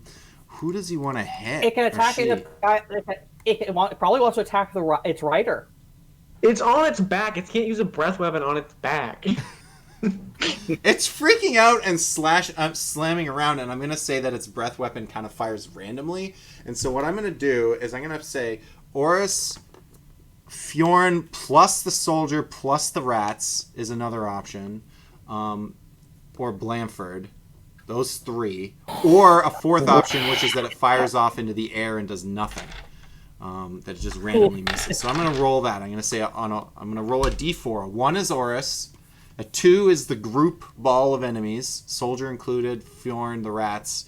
A 3 is Blanford hiding in the rubble, and a 4 is it's going to fire off in a random direction and just like shoot the ground and kill some building and stuff. So we're gonna do a D4. It's going after Blanford. Blanford, can you make a con save? I don't think it matters because you only have 2. I'm pretty sure you're insta dead actually, if we do the math here. Oh no! Isn't it like 8d10 or something? Oh 10d8? god. Okay, so you're taking the Why is he full rolling so bad? We have such bad con. This is the worst dragon for us to fight. 10d8. I mean, What's your max HP? yeah. 33. And how much? Plus, what's your Your 6. current. So, so 39? Needs 40 kills you. 40 damage. Outright. Mind you, you guys have a ring that could potentially save him anyways. Not that it really matters a whole lot, but, Nah. We're gonna let him die. No, I think he's okay. Oh! As the Shit, dragon you rolled really well. demolishes Oh. Blanford, he's like his whole body. It's like liquid nitrogen. Your whole body freezes like an icicle. You're just standing there, and it immediately drops the bridle and everything off the dragon as that spell ends. Blanford down for good for the first time. Death on this team. Not a So there's TPK. no body there. There's a body. There's his body's like encased in I go- ice. Shoot the Gotta body. live- I want to raise him up. As a zombie? Zombie Bland. You gotta kill him with the sword, the axe, though, to get it. I thought I could just. I thought we said we could use already been killed. You can if May casts Raise Dead, and then you dominate the zombie afterwards to keep it permanently. Takes my body because Animate. my But loot is you have a solid. ring that could revive him back from the dead, theoretically, so maybe you don't need to make him a zombie. You could actually just, like, revive him, but I don't know. We'll see what happens next time on Dragon Ball Z. Rim, it's your turn. You have advantage if you want to pop out and do something. Okay. Yeah, I guess he'll attack the. We'll try to get this round over as best we can. I have a feeling we're Or gonna... actually, now that I think about it, he's probably gonna go after the little dragons because they're attacking. Okay, sounds good. You can have advantage on the first shot on one of them because you'll be He is. invisible. Where is his bow? Oh, he only has one shot. Right? Ooh, advantage Yeah. coming in hot. Feel free to dish out that hurt.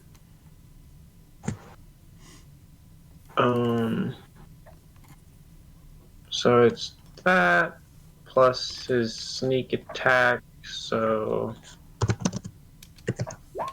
7. 7 points. Not a whole lot, but it's something as the baby dragon takes it and it yells out, "Mother!" But like in Draconic that only May can understand. May, it is your turn. I guess he'll probably flavor more than he's gonna run over. He's gonna run over, check Blandford, and be like, "Oh no." Put me in the bag of holding because my stuff is real good. You Why did He's I... not even holding Maida. Now he's taking the gold. Okay, yeah, he goes over and he checks his pulse and he calls it. He puts up 3 fingers or something. I don't know what you do when somebody dies. He goes, Closes his "Blandford eyes is dead." again. And then it's May. Okay, so May's gonna freaking look at these little dragons and just be like, "Looks like you don't got a mom anymore." And then she's gonna, I don't know, she's just gonna fireball this thing again. You got another fireball? Nice. Yeah. Yeah. Yeah, I guess you have more than 1/3 level slot. So go for it. I don't know. Maybe I should just use the bead though, so I'll still have one Up to you. because I my only have friend. one. I'll use the bead. Why not? Throw the necklace of fireball. You throw the whole necklace, I guess, because it's only got one bead on it. Yep. At the Dex dragon. Boom! It does not need to make a save. That dragon had 1 hit point left. As you. Oh really? Well, she just kills it in glorious. Oh yeah, fire. that dragon is so dead. Like it's starting to like it lands on the ground like kind of limp, like basically not able to move much, and then this bead comes flying at it and it gets mad and it snaps at it and eats the whole thing in its mouth, and then boom, blows up. Just the neck explodes. There's that dragon head flops next to Fjorn like as a souvenir, and there's just like a headless dragon limp on the ground, and the true babies are like, May just like turns around, and, like she throws it, and then like turns facing the little dragons, and just like the blaze of fire behind her. So I don't look at standing explosions. open. Yeah, roll intimidation with advantage. Yes. That's pretty damn intimidating, I'm not gonna lie. Oh, I got a crit finally! Wow! These babies are freaked out. They are scared. We might be able to finish this up. I'm going to let you guys get your turns in before it's over, which is just Fjorn is the only one left. Yeah, just slap this soldier. Kick him down, my friend. Or do you want to fight the babies? No, leave the baby. Leave the babies. Fight the soldier, I guess. Alright, yeah, cut him down to size. Yeah, that connects. Go for it. Why don't we say... What, you should have reckless. It's the last fight of the thing. That's okay. That's 18 points. Oof, that's some good damage. You never cease to... he's got a little bit left. Finish him off. Finish him off. Yeah, that'll do it. That'll do it. As you cut him down and replace your zombie army. Up he comes. Yeah, I guess at this point we're going to call the fight here. The rat swarm will dissipate into nothingness. Oris and the team will gather up. You still have a frozen Blanford popsicle, and the two dragon babies are like cowering on the ground underneath May, and we'll leave it at that, where May is dominating, standing kind of over these two dragon babies. You've made a lot of noise, and like as the camera zooms out, if we can picture this as like a fight, it zooms out and you see like the army is like descending upon your group of you guys are victorious and like happy and excited, but then there's this army descending upon you guys, and we'll call it cut to black there. See what happens when we decide what's going on with the campaign. Maybe we'll jump forward, maybe Blanford will somehow survive. Who really knows? May might have dragon babies in the future. Maybe she's like some kind of dragon lord. Nobody knows. Nobody knows. We'll figure it out, but it'll be awesome. So I'm totally on board for making a new character. And Whimsy was in the other one. Who knows what happens there? Honestly, I didn't make her the enemy sorcerer, but maybe that was cooler than what I was planning. I don't know. I was gonna have you find the Horcruxes. This was awesome, and I'll let you guys know as soon as I can figure it out myself what I want to do moving forward. I have a very strong suspicion that we will, bare minimum, not do an episode next Sunday, and then we'll figure out what the plans are moving forward.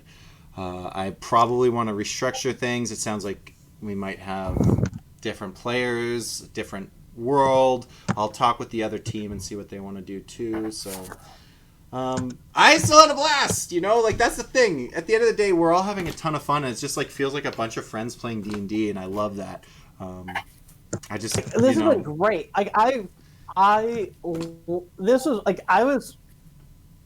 If you're gonna die spectacularly, you know, like Blanford becomes ice fossil. It's like, how much damage can you take? Okay, this is just. Oh, what? Nah, it was way more than that. And you didn't make your save. You're just ice. Yeah, like I was hoping that I would be able to. I was hoping that I would be able to get one more round in and kill it with vicious mockery on top of humiliating it, but. No. All right, I'm just going to do my quick outro and we'll say our goodbyes. Although I don't think anyone is actually watching. But if you were, normally we stream every Sunday and Wednesday, but that's going to get mixed up. So who knows what's coming for the future of the Meridian Falls campaign. If any of you, by some chance miracle, are watching and are like, no, this has to keep going, well, bloody tell me. Like, exist in the world, and then maybe I will cater to your needs. But I have a feeling that I'm talking to no one right now. So I'm going to continue doing what we want to do, or what I want to do, and move the stream in other directions. But hopefully this will all exist on YouTube as some cool reminder of the past. And who knows what happens down the road, and we'll all remember this great time. And there'll be more to come. We just got to figure out what that's going to be. Thank you for watching. I'll let you guys say your goodbyes. 3, 2, 1. Bye. Thank you for watching. Have a good rest of your Sunday.